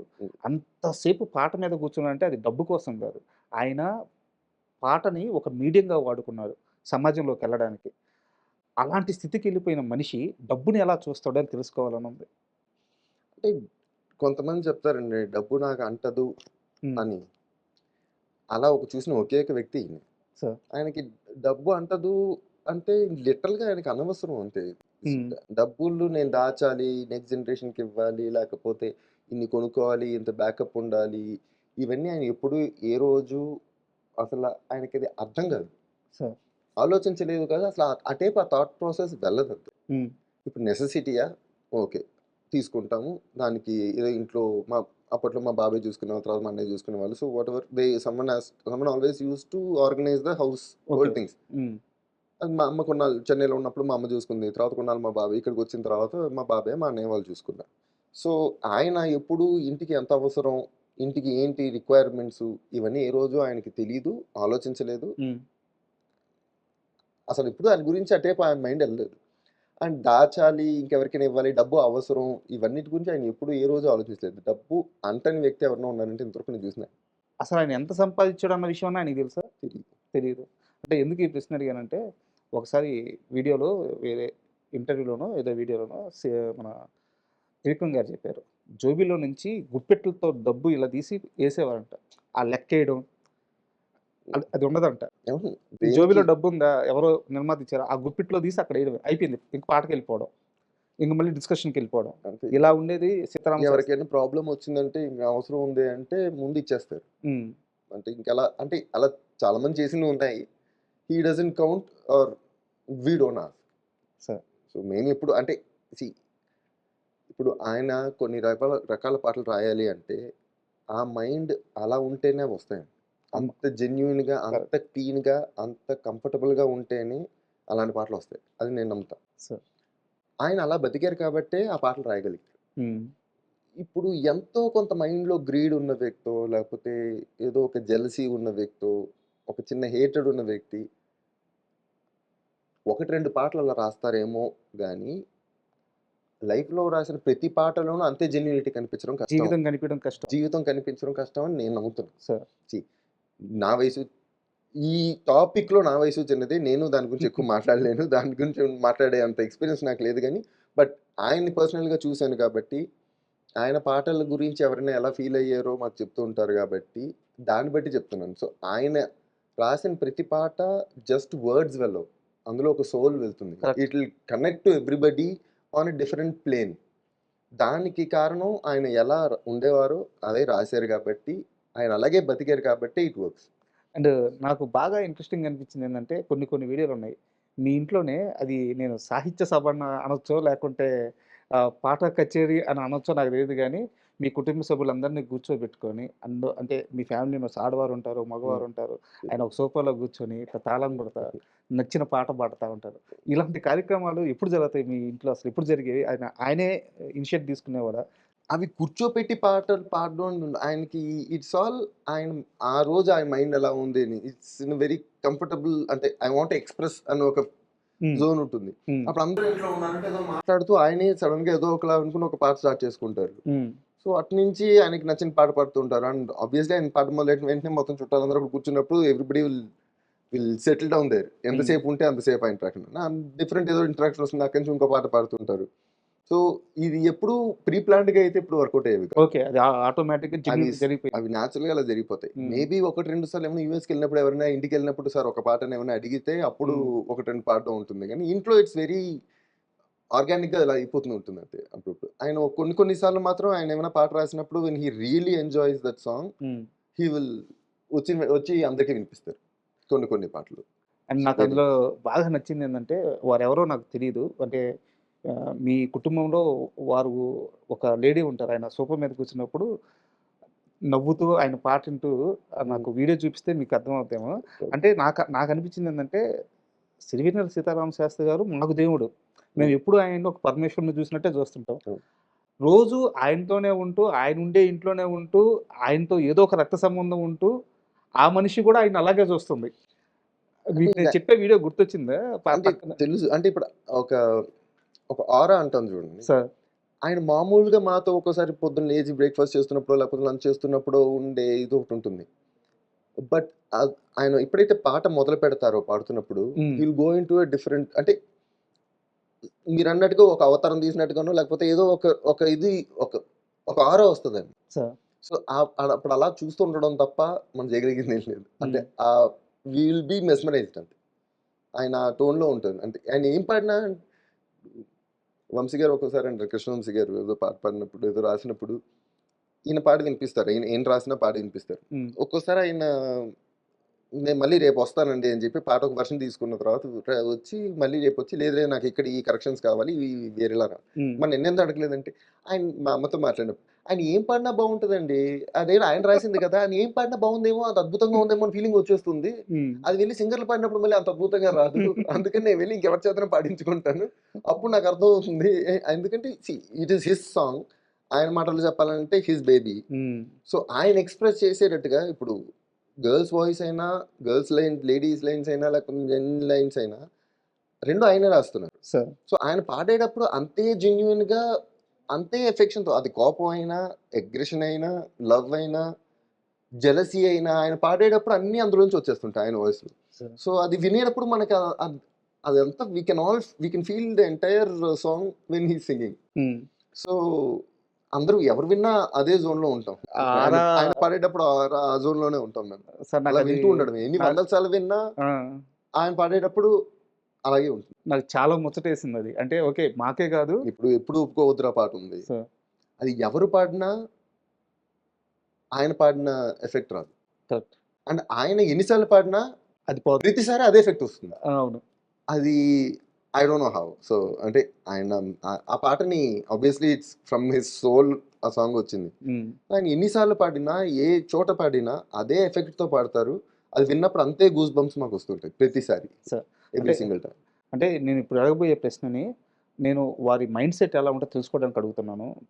ఆ రోజు ఫంక్షన్లో త్రివిక్రమ్ శ్రీనివాస్ గారు స్టేజ్ మీద మాట్లాడిన తర్వాత నిజానికి అవన్నీ కూడా ఆయన సాహిత్య స్థాయికి చాలా తక్కువే. ఇంకా త్రివిక్రమ్ గారు మాట్లాడింది కూడా ఇంకా తక్కువ ఆయన సాధించిన దానికి. కానీ త్రివిక్రమ్ గారు మాట్లాడిన తర్వాత కొన్ని కోట్ల మందికి సిరివెన్నెల గారి స్థాయి, ఆయన సాహిత్య విలువలు ఇంకా బాగా అర్థమైంది. తర్వాత ఆయన పాటల్ని మళ్ళీ వెనక్కి వెళ్ళి స్టార్ట్ చేశారు. ఒక తరం ఆయనతో ప్రయాణించడం మళ్ళీ మొదలుపెట్టారు. అంత గొప్ప మాటలు విన్న తర్వాత ఇంటికొచ్చి కనీసం ఆయన వాటిని, ఆ మాటలు తీసుకోగలిగారా, నెత్తినెక్కించుకోగలిగారా, ఆనందపడ్డారా, మురిసిపోయారా? అసలు ఆయన మానసిక స్థితి ఏంటి ఆ వీడియో తర్వాత, ఆ స్పీచ్ తరువాత? అంటే ఆయన at the end of the day ఒక కళాకారుడికి ఏం కావాలండి? ఖచ్చితంగా చప్పట్లు, ఒక ప్రైజింగ్ కావాలి. ఆయనకి ఆయన ఒక చిన్న ఆయన అంటే ఎలా చెప్పాలి, ఒక చంటి పిల్లాడిని పొగిడినప్పుడు లేకపోతే ఏం చేసినప్పుడు బాగా చేసేవారా, ఇది చెప్పినప్పుడు ఎలా మురిసిపోతాడో ఆయన అలా మురిసిపోతుంటారు. సో ఇలాంటివి జరిగినప్పుడు ఆ రోజైనా సరే, సో ఒక ఎవరైనా ప్రైజ్ చేసినప్పుడు భలే మాట్లాడాడు కూడా నా గురించి అన్నట్టుగా, like he enjoy it like a small kid. అప్పుడు చూస్తున్నప్పుడు మాకు ఇంకా ముచ్చట వేస్తుందంటే, ఒక స్థాయిలో ఉన్న వ్యక్తి, ఒక రేంజ్లో ఉన్న వ్యక్తి, ఇప్పుడు సిరివెన్నెల సీతారామ శాస్త్రి గారు ఆయన గురించి త్రివిక్రమ్ మాట్లాడారు, కరెక్ట్, చాలా బాగా మాట్లాడారు, and everybody knows about it. నేను స్పెసిఫిక్గా చెప్పేది ఏం లేదు. సో అది చేసిన తర్వాత అవును అనో, లేకపోతే ఆ స్థాయిలో అలా తీసుకుని వెరీ గుడ్ అంటే కరెక్టే, బాగా మాట్లాడారు ఇలా అనుకుంటారు జనాలు. ఆయన చిన్న పిల్లలాగా మురిసిపోతూ అనుకుని ఈ మాట భలే చెప్పాడు కదా, ఈ మాట భలే చెప్పాడు అని చెప్పి హీ విల్ ఎంజాయ్ ఇట్. మళ్ళీ త్రివిక్రమ్ గారిని ఇంటికి పిలిచి ఇంకొక 2-3 అవర్స్ దాని గురించి మాట్లాడి, ఇలా బాగా మాట్లాడినప్పుడు తన్ని పొగిడి మళ్ళీ తను వీళ్ళిద్దరు మాట్లాడుకుంటూ ఉంటారు అన్నమాట. So it's give and take. అంటే వాళ్ళిద్దరికి అంత మ్యూచువల్ రెస్పెక్ట్ ఉంది కాబట్టి అంత వర్డ్స్ అంత జెన్యున్ గా వస్తాయి. అదే త్రివిక్రమ్ గారి లాస్ట్ వర్డ్స్ కూడా అవే కదా, నన్ను అందుకే మన కెలకదు, నేను మాట్లాడుతూ పోతాను నేను గురించి మాట్లాడేటప్పుడు. సో ఎందుకంటే నాకు ఆయన బాగా తెలుసు కాబట్టి ఆయనతో మాట్లాడుతున్నప్పుడు అది అంటారు, అది చాలా జెన్యున్ గా ఉంటుంది కాబట్టి ఫీలింగ్ అలాంటి చోట ఫ్లోలో వచ్చేస్తూ ఉంటుంది. అందరి గురించి రాదు కదా అలాగా అంటారు. అండ్ ఆ ఒక్క స్టేజ్ మీదే కదా సార్, తర్వాత ఆయన మీద ఒక పుస్తకం రాశారు. అక్కడ కానీ తర్వాత వారు చనిపోయిన తర్వాత జరిగిన కార్యక్రమంలో కానీ త్రివిక్రమ్ గారు ఆయన చాలా గొప్పగా మాట్లాడతారు, చాలా గొప్ప రచయిత. కానీ సిరివెన్నెల గారి ప్రస్తావన వచ్చిన తర్వాత ఆయన మాట్లాడుతున్నప్పుడు ఆయన చుట్టూ సిరివెన్నెల గారు ఉండిపోతున్నారా, ఆయన పక్కనే ఉంటున్నారా, ఆయన చేయబట్టి మాట్లాడిస్తున్నారా అర్థం కాదు. కానీ ఆయన కూడా ఒక రకమైన స్థితిలోకి వెళ్ళిపోతాడు త్రివిక్రమ్ గారు కూడా. సో నాన్నగారి గురించి అంత గొప్పగా మాట్లాడే ఆయన బంధువు అనుకోవచ్చా, మీకు స్నేహితుడు అనుకోవచ్చా? త్రివిక్రమ్ని సిరివెన్నెల కుటుంబం ఎలా చూస్తుంది? సిరివెన్నెల కుటుంబం ఎలా చూస్తుందంటే, ఇప్పుడు మాకు అంటే నాకు ఆయన బావగారు అవుతారు. అవును, బాగా నేను ఆయన దగ్గరికి వెళ్ళినప్పుడు, ఆయన ఇంట్లో ఉన్నప్పుడు నేను చాలా చనువుగా ఉంటాను. బట్ అది మా ఇద్దరికి ఉన్న రిలేషన్ ఆ జోన్ లోనే పెట్టుకుంటా. ఇప్పుడు బయటకు వచ్చినప్పుడు we know that he is Trivikram garu, we know his stature outside. So బయటికి వెళ్ళినప్పుడు అంతే గౌరవంగా అంతే దూరంగా ఉండి ఎక్కువ ఇబ్బంది పెట్టకుండా టైప్లో ఉంటాం. కానీ ఆయన కూడా ఈ అంటే వాళ్ళిద్దరి ఈక్వేషన్ వేరండి. వాళ్ళది ఫ్రెండ్స్ అనొచ్చు, ఎనిమీస్ అనొచ్చు, లేకపోతే అంటే చైల్డ్హుడ్ బడ్డీసా ఏం చెప్పలేము. అందుకే వాళ్ళిద్దరు వచ్చినప్పుడు బాగా ఇంకా కాఫీ ఏమైనా కావాలా, నాన్నకి టీ ఏమైనా కావాలా అవన్నీ చూసుకుని పెట్టేసి తలుపు వేసేసి వెళ్ళిపోతాం బయట. ఒక 3-4-5 గంటల తర్వాత బయటకు వస్తారు. మధ్య మధ్యలో అప్పుడప్పుడు ఏమైనా మనకి సౌండ్లు వచ్చాయంటే ఒక కాఫీ ఏమైనా ఇచ్చేస్తూ ఉంటాం తప్ప ఇంకేముండదు. 3-4 గంటలు అంటే వాళ్ళు చిన్న చిన్న విషయాల నుంచి స్పిరిచువల్, రిలీజియస్, హిస్టరీ, కల్చరు, ఇంకా యు నేమ్ ఇట్. అంటే నేను మా నాన్నగారు చిన్నప్పుడు అట్ ద ఏజ్ ఆఫ్ 16-17 ఆయన కాకినాడలో ఉన్న 2 లైబ్రరీల్లో ఉన్న ప్రతి బుక్ చదివేశారు. సో అంటే ఈజ్ వెరీ వెల్ రెడ్. అంత వెల్ రెడ్ నేను పర్సనల్గా నా చిన్న ప్రపంచంలో నేను చూసిన అంత వెల్ రెడ్ ఇంకో వ్యక్తి ఎవరైనా ఉన్నారంటే త్రివిక్రమ్ గారు. సో వాళ్ళిద్దరి నాలెడ్జ్లో వాళ్ళిద్దరు కొట్టుకుంటున్నప్పుడు మనందరం పక్కన ఉండి ప్రయోజనం లేదు. వాళ్ళు మధ్యలో కూర్చొని మాట్లాడుతూ భగవద్గీత దాని గురించి ఏదో మాట్లాడుతుంటారు. ఆ కాల్ మార్క్స్ ఇలా చెప్పాడు కదా ఇంకోటి ఏదో అంటూ ఉంటారు. తర్వాత గాంధీజీతో గురించి ఏవో మాట్లాడేస్తూ ఉంటారు. సో అంత వైడ్ స్ప్రెడ్ మనకి కష్టం అని చెప్పి తలుపేసి బయటకు వచ్చేస్తూ ఉంటాం. ఇద్దరి మధ్య పోట్లాట కూడా ఉంటుంది. డిస్కషన్స్ చాలా హాట్ గా జరిగిపోతుంటాయి. అంటే ఈయన ఏదైనా చెప్పగలరు, దాన్ని అంత క్లియర్ గా నెగెట్ చేయగలిగినంత ఇన్ఫర్మేషన్ ఈయన దగ్గర ఉంటుంది. సో వాళ్ళిద్దరు కొట్టుకునే ప్లేన్ కూడా అక్కడెక్కడో ఉంటుంది. కాబట్టి మీకు కావాల్సిన ఏమైనా ఉండే చెప్పండి, తెచ్చిస్తాం. మీ కొట్టుకోవడం గురించి ఇంకా అంటే వాళ్ళకి ఇంకెవరూ అక్కర్లేదు కూడా. వాళ్ళిద్దరు మాట్లాడుకుంటున్నప్పుడు 12 గంటలు అలా మాట్లాడేసుకుంటుంటారు. అది కాకుండా ఆయన ఆల్మోస్ట్ 96, 97, 98 ఆ టైంలో నుంచి త్రివిక్రమ్ గారు పెన్ రైటర్గా ఉన్నప్పటి నుంచి నాన్నగారితో కొంచెం చిన్న జర్నీ స్టార్ట్ అయింది, పాటలు రాయించుకోవడం వాటి గురించి. ఆ తర్వాత మెల్లిగా అది చుట్టరికంగా మారింది. సో వాళ్ళిద్దరి relationship it evolve for couple of decades, ఒక 20-22 ఇయర్స్ వెళ్ళింది. సో అది ఎలా చూస్తాము అంటే త్రివిక్రమ్ గారిని మాకు పెళ్ళనిచ్చి మా బావగారు, సో ఆయనకి ఆ రెస్పెక్ట్ ఎప్పుడు ఉంటుంది. At the same time we all know what he is outside. మా ఇంటికి వచ్చినప్పుడు ఆయన అంతే చనువుగా మా అందరితో మాట్లాడతారు. బట్ వి సీ హిమ్ అక్కడ ఉన్నప్పుడు మేము ఎలా ఉండాలో అలా ఉంటాం. బయటికి వెళ్ళినప్పుడు ఆయన ఏంటో మా అందరికీ తెలుసు. కాబట్టి we always give that respect to what he is. So it's అంటే ఆయన చూసాను, but he is a very important part of the family. అంటే very important part of the family. మీకు ఇది షేర్ చేసుకున్నారో లేదో నాకు తెలియదు, కానీ చాలా ఎర్లీ స్టేజ్లో ఆయనతో పాటు కలిసిన మనిషి అని చెప్పారు కదా. సో ఒక ఇన్సిడెంట్ ఉంది సార్. బోడి చదువులు వేస్ట్ నీ బుర్రంతా భోంచేస్ట్ అని ఒక పాట ఉంటుంది అనమాట. ఆ పాట ఆయన సినిమా కోసం రాయలేదు, వేరే పాట కోసం కూర్చొని ఆ పాట రాక ఆ సందర్భము, ఆ సిచ్యువేషను, ఆ భావము ఆయన కూర్చోలేక అక్కడ ఆ సమయంలో ఈ పాట రాసుకున్నారు. అవున వేరే ప్రొడ్యూసర్ వచ్చి ఈ పాట నాకు నచ్చింది, మోహన్ గారు అనుకుంటాను, ఎడిటర్ మోహన్ గారు అనుకుంటాను, మనసిచ్చి జుట్టు సినిమాకి నాకు ఈ పాట నచ్చింది, ఈ పాట పెట్టుకుంటా అన్నారు. ఆయన మురిసిపోయి వెంటనే ఎవరో ఒకరే చెప్పాలి కదా, ఆ పక్కనే ఉన్న ఆయనకు ఆనందం కదా. అంటే పాట అమ్ముడు పోయిందన్న ఆనందం కాదు, అది పాట సమాజంలోకి వెళ్ళిందన్న ఆనందం. తీసుకో బయట ఉంటే అక్కడికి వచ్చి ఆ పాట చెప్పారంట. మీకు సిరివెన్నెల గారికి మొదటి పరిచయం బాగా ఆయనకి మీరు రిజిస్టర్ అయిన సందర్భం అంటే అప్పుడు నేను చెప్పిన మాట ఏంటంటే, ఆ పాట నేను బాగా అర్థం చేసుకున్నాను. ఒక కవికి ఎదురుగా ఉన్న శ్రోత మంచి శ్రోత అయితే ఆ శ్రోత కూడా గుర్తుండిపోతాడు. అలా సిరివెన్నెల గారికి నేను గుర్తుండిపోయిన మొదటి క్షణం అదినే ఆయన షేర్ చేసుకున్నారు. సో అక్కడి నుంచి ఇంత పెద్ద ప్రయాణం. అంటే చాలా మంది అబ్బా భలే రాశారండి, చాలా బాగా రాశారండి, అసలు ఎలా రాశారండి అన్న విషయం వరకే 99% of the people can talk. So ఇప్పుడు ఆయనే వచ్చి కూర్చున్నా మనం మాట్లాడినా కూడా ఎలా రాశారు సార్, ఏం రాశారు సార్, చాలా బాగా రాశారు సార్ అని చెప్పడం తప్ప they can't contribute anything more to the song. So ఎక్కడో ఒక త్రివిక్రమ్ గారు, విశ్వనాథ్ గారు ఇలా ఆ స్థాయిలో ఉన్న వాళ్ళందరూ మాత్రమే దే కెన్ కాంట్రిబ్యూట్. అంటే ఆయన వర్డ్స్లో ఉండే డెప్త్ని ఇక్కడ ఈ వర్డ్ రావడం వల్ల ఎన్ని లేయర్స్ మన సాంగ్ మారిందని ఇవన్నీ చెప్పగలిగిన వాళ్ళు వీళ్ళే. అందుకని he'll enjoy conversations with them more. నేను రాసిన పాట అద్భుతం అని చెప్పేస్తూ ఉంటారు అందరూ, వాళ్ళకి అంతే అర్థం అవుతుంది కాబట్టి అది అద్భుతం మాత్రం అనుకుంటున్నారు. కానీ ఎందుకు అద్భుతం అయిందన్న విషయం వీళ్ళే చెప్పగలరు. అండ్ ఇంకోటి, నాన్నగారు ఇచ్చిన ఆస్తి అంతా మీ దగ్గరే ఉందా? ఒక నిర్మాత దగ్గర మీ ఆస్తి ఉండిపోయింది, తెచ్చుకుంటారా? ఆయన చెప్పినట్టుగా చెప్పాలంటే ఇది అందరి ఆస్తి అయింది. అది ఎవరికి ఏ ఒక్కరికి చెందింది కాదు. సో అది అందరి దగ్గర ఉంది. చాలా మంది నిర్మాతల దగ్గర ఉంది, చాలా మంది దర్శకుల దగ్గర ఉంది. ఆ నిర్మాత సెవంతి రవికిషోర్ గారు సార్, వారి ఆఫీస్కి వెళ్తే రోజు దేవుడి ఫోటోలు, ఆఫీస్లో ఏదో ఒక చిన్న ఫోటో ఉంటుంది కదా, ఆ పక్కన నాన్నగారు స్వయంగా చేత్తో రాసిన, అంటే ఫైనల్ వర్షన్ సాంగ్ కాదు, ఫైనల్ వర్షన్ కాకుండా ఆయన రఫ్గా రాసుకుంటూ ఉంటారు కదా, సో ఆయన వాళ్ళకి ఇవ్వకుండా ఆయన ఇంకా ఆ స్థితిలో ఉండడానికి రాసుకుంటూ వెళ్ళిపోతూ ఉంటారు కదా, అలాంటి ఇంత ఫైల్ ఉంది ఆయన దగ్గర. ఏం సార్ అంటే ఈ పేపర్లని, ఈ పాటలని, ఈ అక్షరాలని చూస్తే నాకు రోజు స్టార్ట్ అవ్వద్ది, నాకు ఒక మోటివేషన్ వస్తుంది, ఇది నా ఆస్తి, కానీ ఎప్పటికైనా వారి బిడ్డలకు చేరవేస్తాను, కానీ ఇప్పుడే కాదు. అంటే వాళ్ళిద్దరి ఫ్రెండ్షిప్ కూడా లాంగ్ స్టోరీ. లేడీస్ టైలర్ నుంచి ఉన్నది వాళ్ళది. So they had so many years of journey. So and ups and downs కూడా చాలా ఉండే వాళ్ళిద్దరికి in terms of careers. So they were all supportive.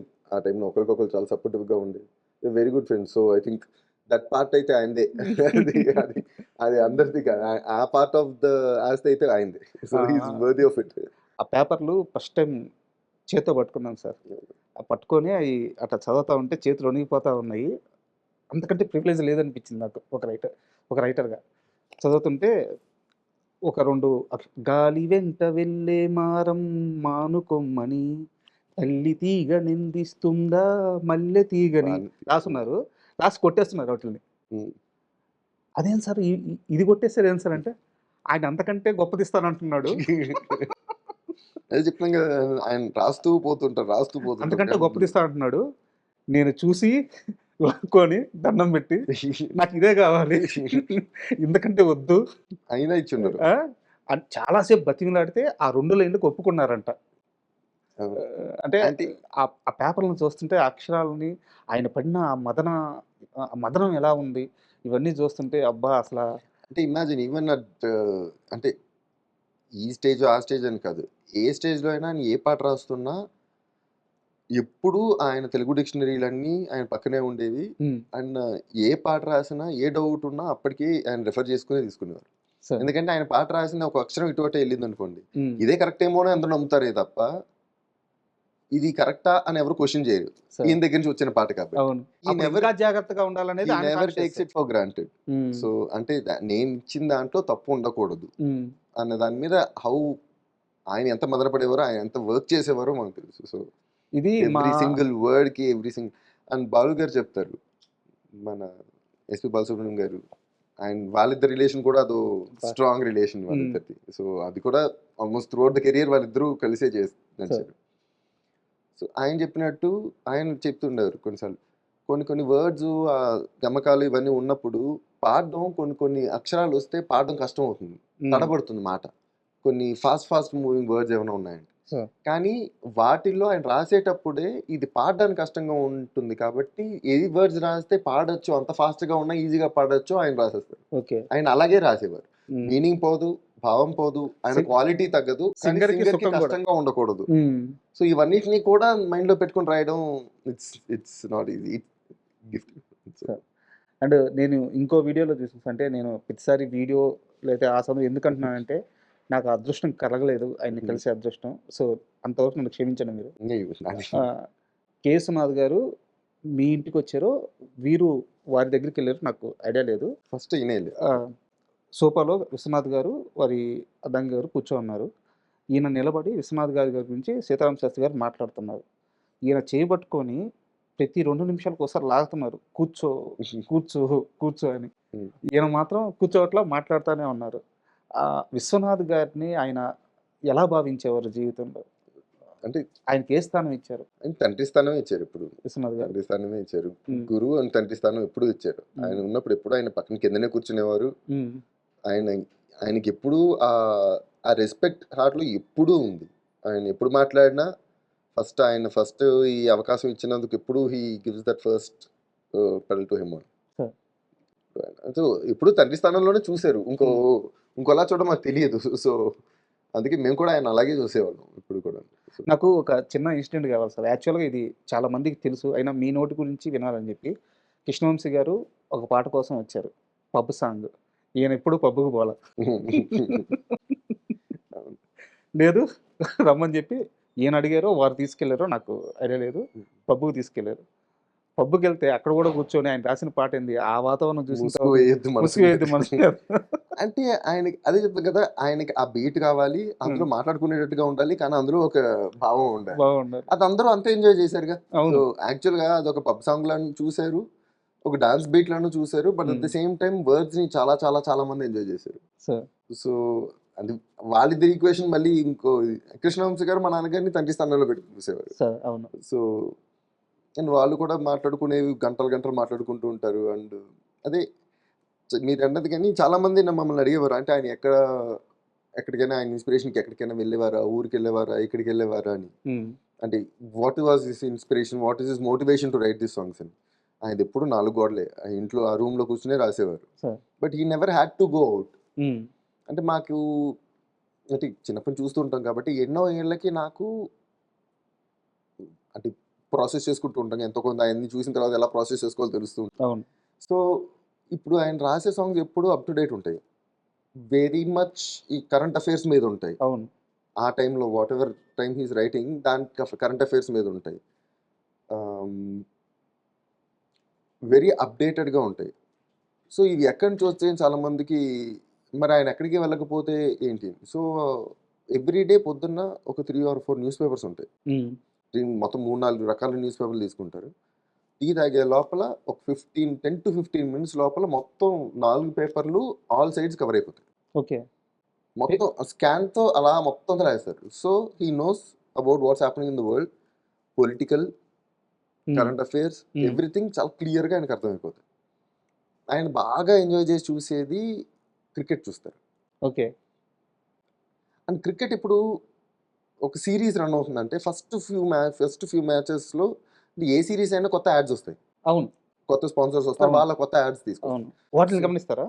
వాళ్ళు ఆయన ఫస్ట్ 2-3 మ్యాచెస్ ప్రతి యాడ్ని క్షుణ్ణంగా చూస్తారు. ఎందుకంటే ads reflect today's society. Ads always, ఎందుకు యాడ్స్ మారుతూ ఉండాలి, ఇవాళ ఎలా ఉందనే దాన్ని బట్టే యాడ్స్ తయారు చేస్తుంటారు. టెక్నికల్ వైజ్, ఎమోషనల్ వైజ్ రెండు కూడా రిఫ్లెక్ట్ అవుతాయి. అంటే జనాలు ఎలా యాక్ట్ చేస్తున్నారు, అవును. యంగ్స్టర్స్ ఎలా బిహేవ్ చేస్తున్నారు, అన్నిటి మీద యాడ్స్ రన్ అవుతాయి. అవును. సో ఫస్ట్ 2-3 days చూసేటప్పుడు ప్రతి యాడ్ని క్షుణ్ణంగా చూసేస్తారు. ఆ తర్వాత నుంచి యాడ్స్ వచ్చినప్పుడు మీరు పెట్టేస్తారు. కానీ ads teach him a lot of things. News paper teachers him the current affairs. So దీన్ని బట్టి ఆయన ఎప్పుడూ అప్ టు డేటెడ్గా ఉంటారు. బయట పబ్లో ఎలా ఉంటారు, కాఫీ షాప్లో ఎలా ఉంటారో తెలియకపోవచ్చు, కానీ కాఫీ షాప్లో ఎలా ఉంటారు అనేది యాడ్స్ ద్వారా తెలుసు. కొన్ని యాడ్స్లో ద లైఫ్ స్టైల్ కదా. సో ఆయన అబ్జర్వేషన్ ఎంత స్ట్రాంగ్గా ఉంటుందంటే కొన్నిసార్లు ఈ ట్యూన్ ఇక్కడ సెట్ అవ్వట్లేదు, ఆ యాడ్లో శంకర్ మహోదయ్ ఏదో ఆ పాట పాడాడు ఆ యాడ్లో, ఆ ట్యూన్ ఇక్కడ సెట్ అవుతుందేమో చూడండి అని కూడా చెప్తారు. ఓకే. సో అలాంటి ఇన్పుట్స్, అంటే ఈ దట్ ఇన్పుట్స్ ఓన్లీ గివ్స్ ఆ ర్యాప్ ఉన్న ప్రొడ్యూసర్కి, ఆ ర్యాప్ ఉన్న డైరెక్టర్కి మాత్రమే చెప్తారు, అందరికీ చెప్పరు. సో వాళ్ళకి ఒకవేళ అవసరం వచ్చినప్పుడు అలాంటి రెఫరెన్స్లు కూడా ఇవ్వగలుగుతారు. సో అంత క్షుణ్ణంగా చూస్తారు. So all his input comes from those things అన్నమాట. అండ్ ఇంకోటి వచ్చేసి శ్రీవెన్నెల గారికి పాట విషయంలో ఓపిక ఎంత ఉందో మాకు తెలుసు. అంటే ఒక పాటకి 35-36 వర్షన్లు ఆయన తృప్తి పడ్డాడు, నిర్మాత, ప్రొడ్యూసర్లు, డైరెక్టర్లు తృప్తి పడ్డారు. అయినా ఆగకుండా 30-35 వర్షన్లు రాసిన పాటలు కూడా తెలుసు. ఎప్పుడన్నా కోపడ్డారా? కోపం కానీ, అంటే అన్నీ తెలిసేసిన మనిషికి కోపం రాదేమో అనిపిస్తుంది, అందుకని అడుగుతాను. అంటే కోపం అనేది ఎప్పుడూ లేదు. కోపం అంటే మమ్మల్ని ఎప్పుడు చిన్నప్పుడు కూడా తిట్టలేదు. ఆయన ఎప్పుడు నాకు ఎప్పుడో ఒకే ఒకసారి ఆయనకు బాగా గుర్తు, నాకు మార్క్స్ తక్కువ వచ్చాయని చెప్పి ఆయన అయితే ఈ పూట ఆడి భోజనం పెట్టకునో లేకపోతే ఇలా చేయొద్దని చెప్పారు. మళ్ళీ ఆయనే లేపి రాత్రి ఆయన భోజనం పెట్టి పడుకోబెట్టారు. సో ఆయన కోపం అనేది ఎప్పుడు స్పెసిఫిక్గా మాకేదో గుర్తులేదు స్పెసిఫిక్గా. అంటే దీని గురించి కోపం, దాని గురించి కోపం లేదంటే ఇప్పుడు నాకు ఆయనతో ఆర్గ్యుమెంట్స్ ఉండేవి. అంటే ఇప్పుడు we always have some debates and they are healthy debates. నాకు ఇది కాదు అంటాను, ఆయన ఇలా ఎందుకు కాదు అంటారు. ఏదన్నా సందర్భం చెప్పండి, ఏ విషయాల మీద ఎక్కువ? అంటే నా డిబేట్ ఆయన హెల్త్ మీద ఎప్పుడు. ఓకే. సో నడవాలని చెప్తాను, నేను ఆయన గెంతాలని ఎక్స్పెక్ట్ చేస్తానా లేకపోతే బరువులు ఎత్తాలని ఎక్స్పెక్ట్ చేస్తాను. సో నడవండి అంటాను, నాకు నడవడం ఇష్టం లేదు, నేను నడవను అంటారు. బట్ ఏదో ఒకటి చేయాలి కాబట్టి నేను నడవాలి అంటాను. సరే రేపంచి అంటారు. ఇప్పటికి 10 ఏళ్ళుగా చెప్తున్నారు ప్రతిరోజు రేపు రేపు అని చెప్పి. ఎప్పుడంటే నేను చెప్పినప్పుడు నమ్మాలి కన్నా, రేపని చేస్తాను కదా అంటారు. మళ్ళీ మర్నాడు వచ్చిందో సరే రేపటి నుంచి అంటారు, ఆయన మాట మార్చారు. సో దీని గురించి ఏవో డిబేట్లు అవుతుంటాయి. బట్ కొన్ని కొన్ని విషయాల్లో ఆయన ఒప్పుకోరు. లేకపోతే ఆయన ఏమంటారంటే ఒక్కోసారి ఇప్పుడు నాకు ఇంత ఎక్స్‌పీరియన్స్ ఉంది కదా! I have learned a lot in life or other things. So, నేను చెప్పేది నువ్వు వినాలి అంటారు. హ్మ్. నువ్వు చేసుకుంటే నీకు బెటర్ కదా అని. ఆయన పర్స్పెక్టివ్‌లో his son could use his experience. Sir his wisdom. Experience కూడా కాదు. నిజంగా చెప్పాలంటే విజ్డమ్. Wisdom correct word. అది వాడొచ్చు కదా అంటారు. నేనేమంటా అంటే కొన్ని చెబితే రావు నాన్న. హ్మ్. కొన్ని మీరు నాన్న అని పిలుస్తాం. నాన్న మీరు అది మా అలవాటు. సో, కొన్ని చెబితే రావు కదా! కొన్ని ఎక్స్‌పీరియన్స్‌తోనే వస్తాయి. హ్మ్. కొన్ని చోట్ల మేము పడాలి అన్నప్పుడు మేము పడితేనే కదా మళ్ళీ ఓహో! నెక్స్ట్ టైమ్ నుంచి ఇక్కడ పడకూడదని తెలుస్తుంది. అక్కడికెళ్తే పడతావని చెప్పినంత మాత్రాన వెళ్ళకుండా ఉండరు కదా ఇప్పుడు. హ్మ్. కొన్ని సార్లు హెల్ప్ అవుతుంది. But not every single time. So, మరి నేను చెప్పినప్పుడు ఎందుకు చేయవు అంటారనమాట. మీరు చెప్పిన ప్రతీది అలాగే చేసుకుంటూ పోతే నాకు క్వెషన్స్ మిగిలిపోతాయి. ఆయన చెప్పారు సరే ఎందుకు అని క్వెషన్స్ ఉండిపోతాయి. ఒక్కోసారి వెళ్ళి పడితే ఓహో! ఎందుకా అని మనకు బుక్ పగిలిన తర్వాత అర్థం. So, it's a natural thing. Sometimes it will be a debate. Sometimes it will be N argument. But అంతా అయిన తర్వాత పడుకో. ఎక్కువసేపు ఆలోచించకండి అంటే, సరే మీరు మందులేసి పడుకోండి పోండి అని చెప్పేసి అంటే అంటే ఎంతసేపు మేము ఎంత ఎలా మాట్లాడుకున్నా the ending is always like this.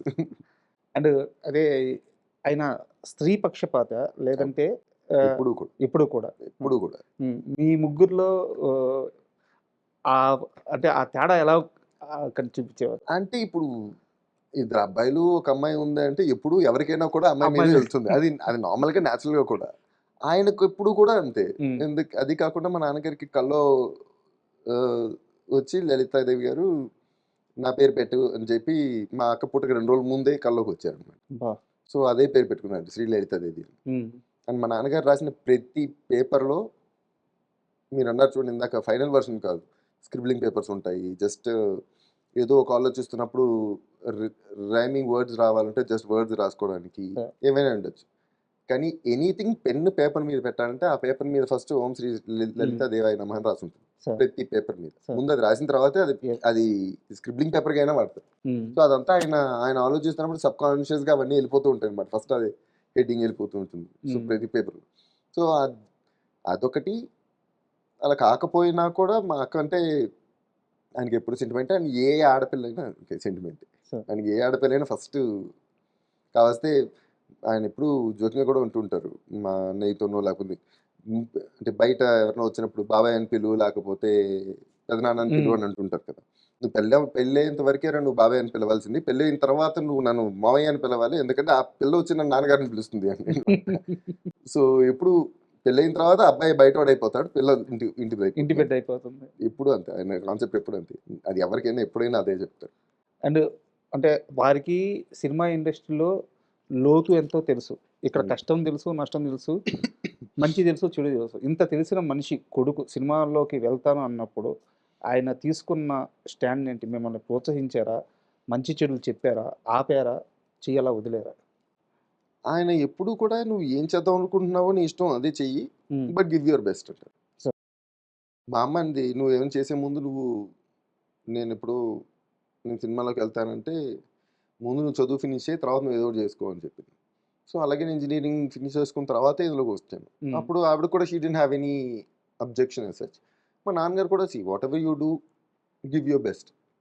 And he never told us how to do ఇది ఎలా చేయాలి ఇవన్నీ ఎక్కువ చెప్పేవారు కాదు.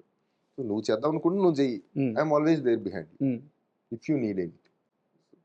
బట్ అంటే ఆయన ఎప్పుడు రెస్ట్రిక్ట్ చేయలేదు. ఆయన ఎప్పుడు ఆగలేదు. అండ్ మేము ఎప్పుడు నేను పర్సనల్‌గా ఆయన ఎప్పుడు ఆయన ఎవరినైనా అడిగి నాకు రికమెండ్ చేయాలని నేను ఎప్పుడు ఎక్స్‌పెక్ట్ చేయలేదు. అది ఎప్పుడు జరిగినట్లేదు కదా అసలు. నేను ఎప్పుడు అడగనివ్వలేదు. హ్మ్. నేను అడగమని ఏ రోజు అడగలేదు. కానీ ఆయన ఏ రోజు అడిగినట్లేరు. ఆయనకి అడగడం రాదు. అందుకే నేను ఆయన అడగనివ్వను. ఆయనకి అడగాలి అంటే ఆయనకి అడగడం రాదు అంటే అది ఈగో కాదు. హ్మ్. ఆయన ఇప్పుడు ఎవరైనా వచ్చారనుకోండి, ఒక డైరెక్టర్ వచ్చారు, ఒక ప్రొడ్యూసర్ వచ్చారంటే ఆయన ఫస్ట్ థాట్ ఇస్ వీళ్ళందరూ నా మనుషులు. హ్మ్.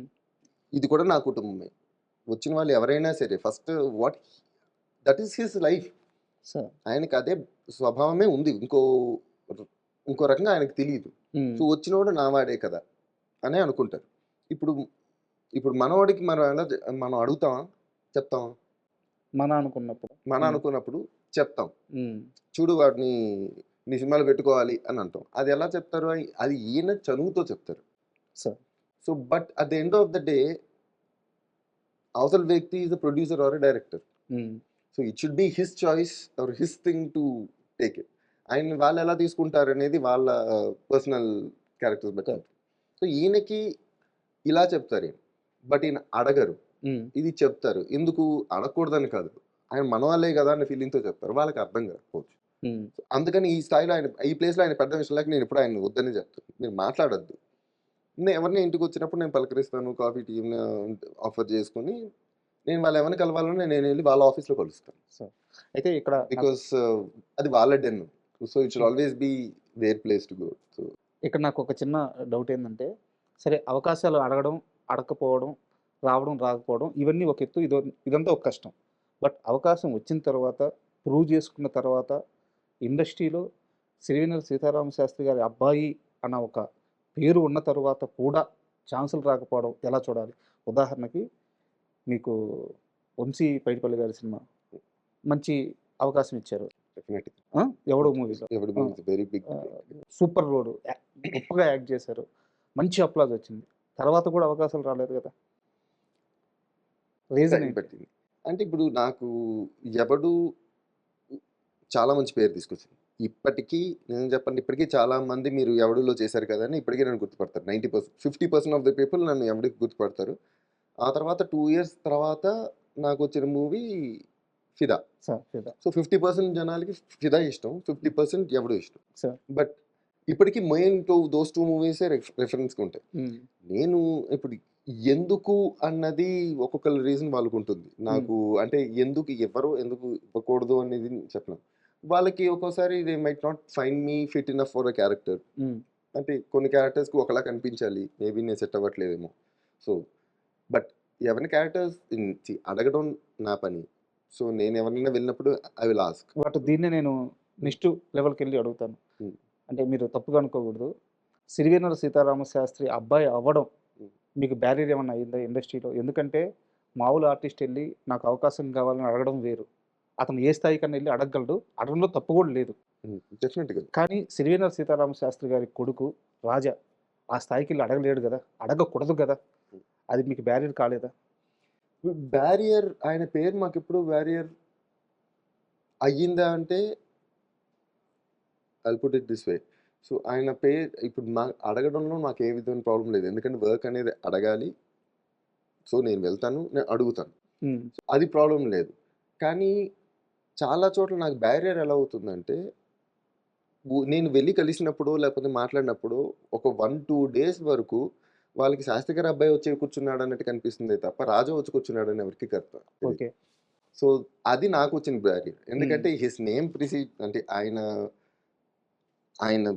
రేంజ్ ఏంటో అందరికీ తెలుసు. సో ఆయన ఇన్ఫ్లుయెన్స్ అందరి మీద అంత స్ట్రాంగ్గా ఉంది. సో నేను ఎవరినైనా కలుస్తున్నానంటే ఇప్పుడు మిమ్మల్ని కూడా కలిసిన వెంటనే ముందు మీరు రాజా వచ్చాడా లేదా అని శాస్త్రి గారి అబ్బాయి వచ్చాడని చెప్పి కూర్చోబెడతారు.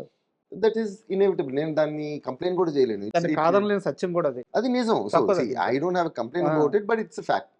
సో నేనేం చేస్తానంటే ఫస్ట్ 1-2 days ఏదైనా షూట్కి వెళ్ళినప్పుడు, ఎవరైనా కలిసినప్పుడు, ఎవరితో ఇంటరాక్ట్ అయినప్పుడు first 1-2 days or first few hours of my interaction is to make an effort to see that they are talking to Raja, not him.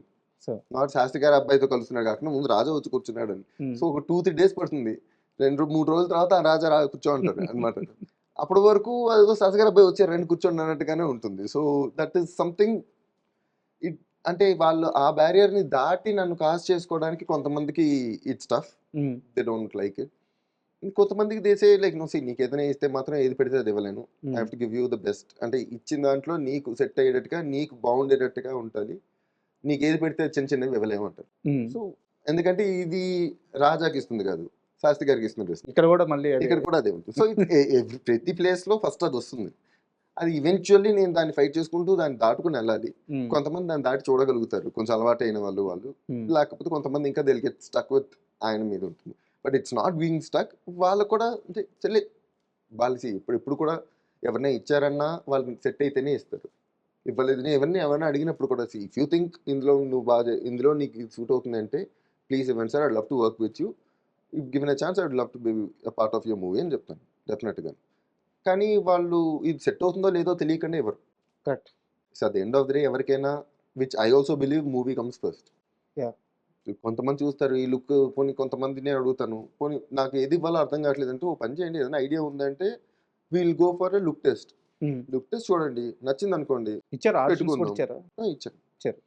So look test నచ్చిందంటే పెట్టుకోండి, నచ్చలేదు అనుకో నెక్స్ట్ సినిమాకి చూద్దాం. ఎందుకంటే nothing is more important then movie and we will be cordial. ఏముంది ఇప్పుడు try చేశారు కుదరలేదు, నెక్స్ట్ దాంట్లో మళ్ళీ ట్రై చేసుకుంటాం, పోయేది ఉంది. We can will work till we can work it out, అంతే. Will try till then. So కానీ సెట్ అవ్వంది ఇవ్వలేరు, ఇవ్వకూడదు. కొన్ని సెట్ అయినా ఇవ్వలేదు అనుకున్నా అంటే maybe they are not comfortable. But ఇప్పుడు క్వశ్చన్ అడుగుతాను, ఇది కంప్లైంట్ కదా, నిజంగా తెలుసుకోవాలని అడుగుతున్నాను. త్రివిక్రమ్ గారి సినిమాల్లో కూడా మీరు అసలు ఎక్కువ చేసినట్లేరు. అంటే చెప్పాను కదా, మాకు బాగా క్లోజ్. సో ఆయనకి ఏంటంటే నీకు ఇది కరెక్ట్గా ఉన్నప్పుడు నేను డెఫినెట్గా ఇస్తానంటారు. బట్ అంటే అగైన్ నేను ఆయన అడుగుతాను, డెఫినెట్గా అడుగుతాను. Because at the end of the day మాకు ఎంత చనువు ఉన్నా అది ఆ చనువు ఫ్యామిలీలోనే ఉండేది. So as a director I should respect him, as a maker I should respect him. సినిమానే. సో నేను డెఫినెట్గా ఆయన్ని అడిగేటప్పుడు నేను అడుగుతాను. బట్ ఆయనకి నాకు ఇచ్చేది కరెక్ట్గా ఏ టైంలో ఇస్తే బాగుంటుంది, ఏది ఇస్తే బాగుంటుంది అని ఆయనకి అనిపించినప్పుడు ఇస్తారు. నేను అంతే అనుకుంటాను. సో ఇవ్వలేదా ఇచ్చారా అంటే ఆయన ఇద్దాం అనుకున్నప్పుడు డెఫినెట్గా ఇస్తారు, అంతే. So we can't say anything more. But మీకు చాలా చూజీగా సినిమాలు వస్తున్నాయి, అంటే మీరు తీసుకుంటున్న చాయిస్ కదా అది, మీకు వస్తున్నదే చాలా చూజీగా వస్తున్నాయి. అండ్ నేను కూడా కొంచెం చూసి. సో అయితే ఈ ప్రాసెస్లో వారణాసి లాంటి పెద్ద సినిమాలో మీకు ఆ ఛాన్స్ ఎలా వచ్చింది? ఎవరు అప్రోచ్ అయ్యారు? ఎన్ని రోజులు యాక్ట్ చేస్తున్నారు? ఇది వారణాసిలో ఒక స్మాల్ క్యారెక్టరే. I'm doing part of Varanasi. But వాళ్ళే అంటే నేను 2-3 సార్లు రాజమౌళి గారిని అడిగాను, వాళ్ళకని అడిగాను, రమక్కని అడిగాను, అన్ని అడుగుతూనే ఉంటాను. బట్ ఆ లాస్ట్ 2 మూవీస్ నుంచి కూడా అడుగుతూనే ఉన్నాను. బాహుబలికి వెళ్ళాను, RRRకి వెళ్ళాను. బట్ ఇట్స్ ఆల్వేస్ అంటే వాళ్ళందరూ నాకు బాగా పరిచయం. నాకు ఓ విధంగా చెప్పాలంటే వాళ్ళ ఫ్యామిలీ మొత్తం నాకు బాగా క్లోజ్ అయ్యి. కానీ అదేంటో అవుతుంది ఇది రాజమౌళి గారు. సో ఆయనకు ఒక క్యారెక్టర్లో ఎవరు కనిపిస్తున్నారో ఆయనే పెట్టుకుంటారు. సో నోబడీ కెన్ ఇన్ఫ్లుయెన్స్, ఎవరు కూడా ఇన్ఫ్లుయెన్స్ చేయలేదు. సో ఆయనకి ఇక్కడ ఈ చోట ఇక్కడ పెట్టుకుంటే బాగానే ఉంటుంది అని అనిపిస్తే ఆయన పెట్టుకుంటారు. సో నాకు లక్కీగా ఈ సినిమాలో ఈ చోట ఓకే దీనికి ఐ కెన్ సీ హిమ్ అని అనుకున్నారు. So I immediately jump in. ఇది నువ్వు చూడు, నువ్వు ఆలోచించన్నారు, ఆలోచించడం లేదా, ఆయన ఒప్పుకున్నారు, ముందు నేను చేస్తున్నాను అని చెప్పి just be A part of it. It's అంటే it's always an experience to learn from directors అండి. సో ఇట్స్ ఆల్వేస్ అంటే it's fun. I see it as fun. ఎందుకంటే ఒక్కొక్క డైరెక్టర్ ఒక్కొక్క అప్రోచ్ ఉంటుంది, ఒక్కొక్క స్టైల్ ఉంటుంది, ఒక్కొక్క వే ఆఫ్ ఎక్స్ప్లెయినింగ్ ఉంటుంది. నిజంగా రాజమౌళి గారి డైరెక్షన్ లో మీకు ఫన్ దొరికిందా? అంటే లెర్న్ అంటే దిస్ ఫన్ ఇన్ లెర్నింగ్ అంటున్నాను. ఆయన నేర్చుకోవడం ఉంటుంది. పని రాక్షసుడు అంటారు డెఫినెట్ గాను. అందుకే ఆయన దగ్గర నుంచి నేర్చుకోవడానికి బోల్నంత ఉంటుంది కదా. అది ఫన్ అంటే నేర్చుకోవడానికి ఉంటుంది కాబట్టి అన్ని వచ్చేసిన తర్వాత రోజు వెళ్ళి చేసే రొటీన్ పనిలే ఉంటుంది. సో అంటే ఆయన ఇప్పుడు అలాంటి వాళ్ళు చూసినప్పుడు ఒక విధంగా అంటే ఈ మాట అనకూడదు, బట్ ఒక విధంగా ముచ్చటేస్తుంది. అంటే ఆయన ఎంత ఒక షాట్ని ఎంత ప్రేమిస్తారో చెప్పాలంటే ఇన్ వే, ఆయన ఈ షాట్ ఇలా కావాలి, దాని నుంచి కొంచెం ఇటు వెళ్తే కాదు నాకు ఇలాగే కావాలంటారు, దాంట్లో ఎక్స్ప్రెషన్ ఇలాగే ఉండాలంటారు. సో అంటే it tells their clarity the way I see. ఇప్పుడు నాకు యాజ్ అన్ యాక్టర్ నన్ను అడిగితే డైరెక్టర్ ఎంత క్లియర్గా చెబితే యాక్టర్కి అంత ఈజీ నేను అనుకుంటా. చేయి చూద్దాం అన్నాడంటే మనకు భయం వేస్తుంది, ఏం కావాలో ఇప్పుడు ఏం చేయమంటాడు, ఏం కావాలో అర్థం కాదన్నట్టుగా ఉంటుంది. కానీ నాకు ఇది కావాలి, ఇటు నుంచి చూసినప్పుడు ఇక్కడ ఇది కావాలని చెప్పేసిన తర్వాత ఇట్స్ అంటే ఈజీ అని చెప్పను, కానీ it is the best way for an actor. Learning process ఆయన అంటే లెర్నింగ్ మాకు చెప్పేటప్పుడు మా క్యారెక్టర్ లెర్నింగ్ ఉంటుంది. బట్ ఆయన ఎలా ఆలోచిస్తున్నారు, ఎటు వెళ్తున్నారు, ఏం చేస్తున్నారు, ఇవన్నీ చూడడంలో అబ్జర్వేషన్ లో there is lot to learn. అంటే మీరు వారణాసిలో యాక్ట్ చేశారు కాబట్టి నేనేం లీక్స్ అడగట్లేదు, చెప్పలేను కూడా. ఆ వరల్డ్ ఎలా ఉండబోతుంది, గ్రాండియర్ గురించి చెప్పండి, ఏ స్కేల్లో ఉండబోతుంది? ఇదంతా పూర్తిగా వాళ్ళు ఏ స్కేల్లో చెప్తున్నారు అదే స్కేల్లో it's out of this world. మనం ఎప్పుడు చూడని రేంజ్ లోనే ఉంటుంది డెఫినెట్ గా. నేను లక్కీగా నేను ఒక స్మాల్ పార్ట్ లో ఉన్నాను, ఆ పార్ట్ మాత్రమే నేను చూసాను. అండ్ నేను నాకు ఇవి ఎవరిని అడిగితే చెప్పాల్సి వస్తుందని నేను వాళ్ళు కూడా ఏమీ అడగలేదు. నేను అడగను కూడా, ఎందుకంటే okay it's and it should also be a surprise for me. అంటే ఇప్పుడు నేను మొత్తం చూసేసిన తర్వాత నాకు మాత్రమే ఉంటుంది. కరెక్ట్. ఆ సర్ప్రైజ్ ఎందుకు ఆ surprise పోగొట్టుకోవాలి? నేను ఎందుకు పోగొట్టుకోవాలి? అందరితో పాటు సో, బిగ్ ఎందుకంటే స్క్రీన్ నేను మీద. చూసేది కూడా అలా ఉంటుంది. కానీ నేను చేసే షాట్ నాకు తెలుస్తుంది. కానీ అది స్క్రీన్ మీద ఎలా ఉంటుందో హ్మ్. ఆయన విజన్ ఆయనకే తెలుస్తుంది. నేను సర్ప్రైజ్ అవుతాను. డెఫినెట్‌గా చూసే ఎలా ఉంటే ఆయన ఫైనల్ అవుట్‌పుట్ ఎలా ఉంటుందో మనకు తెలుసు. సో, అది అంటే మనం మిగతా సినిమాలో చూసాం కాబట్టి I also want to be surprised there. So, I am sure this going to be a great movie. అదైతే ఐ నో. Sir. అంటే ఎందుకంటే I know his strength and ఆయన ఎమోషన్స్ ఇవన్నీ ఆయన ఎలా తీసుకుంటారు ఇవన్నీ నేను ఎక్స్పీరియన్స్ అయ్యాను కాబట్టి it's amazing. Super. It's great work. And మీకు ఇండస్ట్రీ మనుషులతో స్నేహం మీకంటూ ఒక బ్యాచ్ గాని, ఒక జర్నీ గాని ఎవరితో ఉందంటే ఏం చెప్తారు? I I don't have many friends in the field. నేను అందరితో కార్డియల్గా ఉంటాను. అందరూ నాతో చాలా కార్డియల్గా ఉంటారు. హ్మ్. అంటే ఎవరు కూడా ఈతనితో మనకి ఎందుకు అన్నట్టుగా లేకపోతే నోబడీ హ్యాస్ అంటే పెడమంతో ఎవరు ఉండరు. హ్మ్. కాకపోతే అందరూ నన్ను చూసేది శాస్త్రి గారి అబ్బాయి గారిని చూస్తారు. హ్మ్. సో ఆ లిమిటేషన్ అక్కడితో ఆపేసుకుంటారు చాలా మంది. సో నాకు ఆ బ్యారియర్ బ్రేక్ చేయడంకి కొంచెం టైం కావాలి కదా. ఎవరికైనా కొంచెం పరిచయం, కొంచెం కాన్వర్జేషన్స్, correct. టైం స్పెండ్ చేయాలి.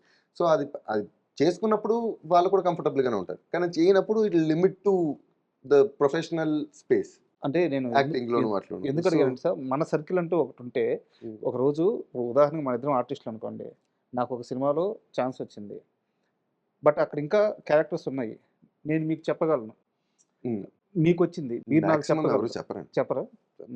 ఓకే. అంటే they would want to have it. General గా కూడా ఎవరు అంటే ఇందులో ఇంకా ఉన్నాయి నువ్వు కూడా ట్రై చేయని చెప్తారేమో కానీ ఇది యాక్చువల్గా నీకు సెట్ అవుతుందని అయితే ఎవరు చెప్పరు. ఓకే. అండ్ సర్కిల్ అనేది ఇండస్ట్రీలో చాలా తక్కువ. నాకైతే చాలా తక్కువ. Because I know people, I meet people, but it's very limited to being professional. Sir and ఈరోజు మనం కూర్చుంది శాస్త్రి గారి జయంతి సందర్భంగా కూర్చున్నాం కాబట్టి, సార్ వారి పుట్టినరోజు అసలు ఎలా జరిగేది? ఇంట్లో కానీ లేకపోతే బయట ఆయన కలిసే మనుషులు కానీ ఆ ఒక్కరోజు వాతావరణం, ఇంటి వాతావరణం ఎలా ఉండేది?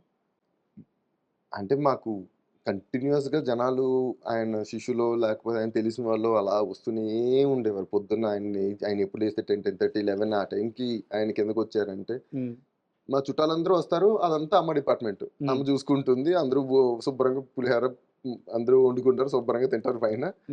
మధ్యలో ఏదో ఒక టైంలో వచ్చి నాన్న కనిపించేసి దండం పెట్టుకుని వెళ్ళిపోతారు. అంతేగాని but he is always busy with someone coming in and out. మాతో స్పెండ్ చేయడం అంటూ ఏం ఉండదు. అక్కడ ఆయన ఉన్నారు ఆ రోజు, అందరితో పాటు ఆయన ఉన్నారనేది. కానీ వీ నెవర్ అంటే it's never a thing for us. మన ఫ్యామిలీ అంతా బయటికి వెళ్ళాలి, మనందరం ఒక చోట కూర్చొని టైం స్పెండ్ చేయాలి. It's never a thing like that. అంటే we never limited our family to the 5 of us. It's always the entire family. ఇది జగమంత కుటుంబం. ఇది ఎప్పుడు కూడా అందరూ కలిసేనే కానీ ఎప్పుడు అంటే మేము కూడా ఎప్పుడు అలా పెరగలేదు. ఇంక అమ్మని చూస్తాం, నాన్నని చూస్తాం. So the way they live, the way they or she accepted him and the way he accepts people. మాకు లేదు. We never thought of being selfish. అంటే మాకు మాత్రమే ఈ టైం కావాలి, లేకపోతే మాకు మనందరం కలిసి బయటికి వెళ్ళాలి, లేకపోతే మనకి ఏమైనా కొనుక్కోవాలి. ఇది మా ఎవరికి ఎప్పుడూ రాలేదు.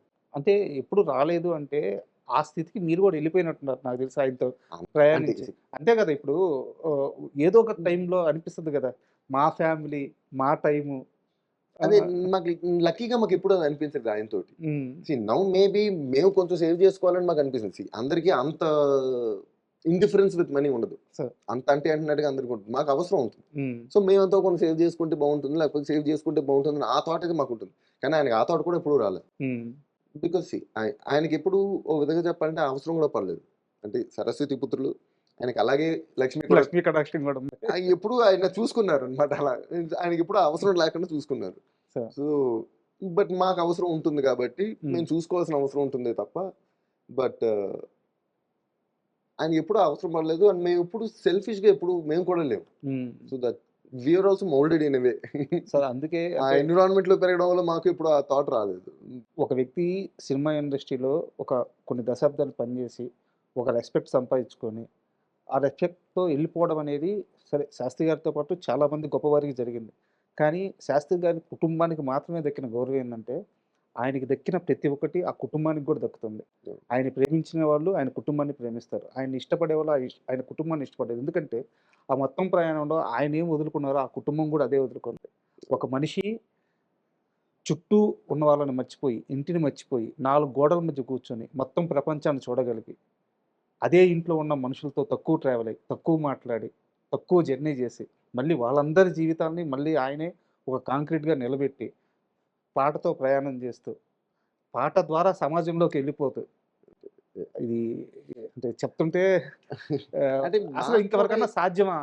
అంటే మాకు కూడా ఎప్పుడు ఇప్పుడు ఆయన మాటలు ఏంటి, ఆయన ఆయన ఆయన మైండ్ సెట్ ఏంటి అనేది మేము కూడా సబ్కాన్షియస్గా చిన్నప్పటి నుంచి పాటల ద్వారానే నేర్చుకున్నాం. కరెక్ట్. ఆయన పాటల ద్వారానే ఏం నేర్చుకున్నాం. మాట చెప్పారు, నిజం కరెక్ట్. ఎందుకంటే ఇప్పుడు మేము స్పెసిఫిక్గా ఆయనతో కూర్చుని ఆయన థాట్ ప్రాసెస్ ఇప్పుడు మేము అడగంగా, ఈ చోట ఎలా చేస్తారు, ఈ చోట ఏం చేస్తారు మేము ఎప్పుడు అడగలే. ఎందుకంటే ఆయన క్యారెక్టర్ ఏంటి, ఆయన పర్సనాలిటీ ఏంటి అనేది మేము చూస్తున్నాం. But everything we learn through his songs. Correct. So అంటే ఇప్పుడు ఆయన ఎలాంటి వ్యక్తి అని చెప్పాలంటే, ఇప్పుడు నేను చెప్పాను, హీ నెవర్ మీరు ఇలా ఉండాలి, మీరు ఇలా చెయ్యాలి అని ఏ రోజు అని చెప్పరు. అంటే ఇప్పుడు ఆయన ఎవరన్నా పెద్దవాళ్ళు, ఆయనకన్నా పెద్దవాళ్ళు ఎవరైనా కనిపించారంటే ముందు ఆయన దండం పెట్టేసుకుంటారు కాళ్ళకి. So he doesn't believe in నువ్వు చెయ్యాలి అని. చిన్నప్పటి నుంచి మేము చూసామంటే it naturally comes to us. So that's what he believes in. ఇప్పుడు నేను ఎలా ఉన్నానో, ఆయన ఎలా ఉన్నారో ఆయన తెలుసు. సో అది మేము చిన్నప్పటి నుంచి అలాగే చూస్తున్నప్పుడు morals will be like that only. Morals అంటే ఇంకొక కంప్లీట్ డిఫరెంట్ పీపుల్గా అయ్యే అవకాశం చాలా తక్కువ. ఇది ఆయన నమ్ముతారు. So that's what I also believe. So అందుకే ఏది చెప్పం, మోరలెస్ చూసి. ఆయన దగ్గర నుంచి కొన్ని వందల విషయాలు ఇలాంటివి ఉన్నాయి. అంటే ఆయన హౌఎవర్ హీఈస్ ఎవరన్నా ఇప్పుడు క్లోజ్గా ఉన్నారు, కృష్ణవంశీ గారు, త్రికమ్ గారు, లేకపోతే బాగా క్లోజ్గా ఉన్న వాళ్ళు ఎవరైనా వచ్చారంటే ఆయన అదే లుంగి వేసుకుని లేకపోతే మనీ వేసుకుని he will sit and talk to them. Or వాళ్ళ 3 గంటలు వాళ్ళ డిస్కషన్స్, వాళ్ళ టాపిక్లు మాట్లాడుకుంటారు. But at the same time ఏ ఒక్క రోజు కూడా ఆయన పాట రాయాలి అనే థాట్ ఉన్నప్పుడు ఆయన పూర్తిగా స్నానం చేసి, ఆయన నీట్గా ఇస్త్రీ చేసిన వైట్ అండ్ వైట్ వేసుకొని, శుభ్రంగా బొట్టు పెట్టుకొని, నూనె రాసి, జుట్టు దువ్వుకొని, ఆయన అంతే నిష్టగా వచ్చి పాట రాసేవారు. ఆ పెన్ను పేపర్ మీద పెట్టాలంటే మాత్రం he has to be like that. లేకపోతే ఆయన పెన్ను పేపర్ మీద పెట్టరు. అంటే ఇది నేను the way I see it is, ఇప్పుడు he knows, he never took that gift for granted. ఆ వర్క్కి ఎంత రెస్పెక్ట్ ఇవ్వాలో ఆయన ఎప్పుడూ అది ఇచ్చారు. అంటే ఇప్పుడు ఈ రూమ్లో బెడ్రూమ్, ఇది బెడ్రూమ్, ఇది ఆయన రాసుకునే రూమ్. ఇక్కడికి వచ్చి ఇలా వచ్చి రాసేవంటే ఎందుకు ఇలా రాసావో, స్నానం చేసేవో లేదని అడిగేవాడు ఎవడు లేడు. But it is his respect that he gives. అంటే అది that something to learn for us. It's not easy. చేసే పని పట్ల ఒక గౌరవం అంటే మామూలుగా ఎలా అయినా ఉండు, కానీ నువ్వు పని చేస్తున్నప్పుడు గివ్ యువర్ బెస్ట్. అంటే గివ్ ఇట్ ఆల్. అంటే నువ్వు దానికి ఏం ఇవ్వాలో అది చేయాలి. నేను అది I try to put that in my life as much as I can. Sir చివరి ప్రశ్న, అంటే శ్రీవేణుల గారి గురించి మనం చాలా మాట్లాడుకున్నాం. ఈ ప్రశ్న మీ గురించే.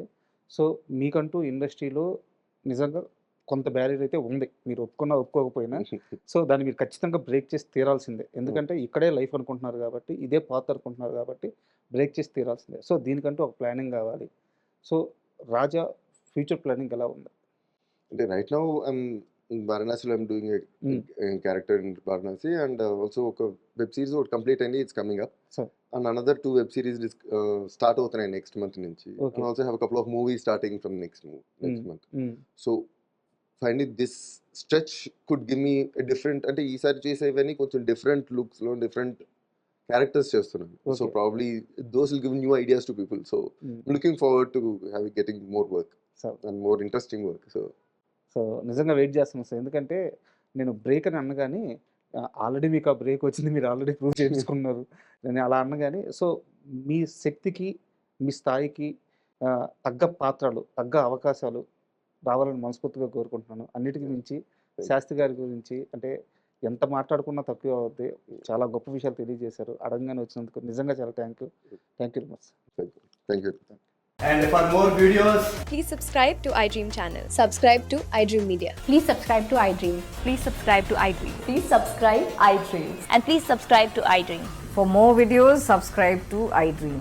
please like, share and subscribe to the channel. Congratulations, iDream. Subscribe to iDream. Subscribe to iDream. So subscribe to iDream Media. iDream ki iDream team andarki huge congratulations. Please subscribe iDream Media. Please subscribe to iDream. Subscribe iDream. Please subscribe to iDream. I dream అంటే నా కళల channel subscribe చేసుకున్న నోరు తిరుగుతలేదు. మీరైతే గంట గుర్తు కొట్టండి. For more such videos, please subscribe to iDream. Subscribe to iDream. Please subscribe to iDream. Please subscribe iDream Media. Please do subscribe to iDream. Please subscribe to iDream Media. For best entertainment and information, please subscribe iDream. And don't forget to subscribe to iDream.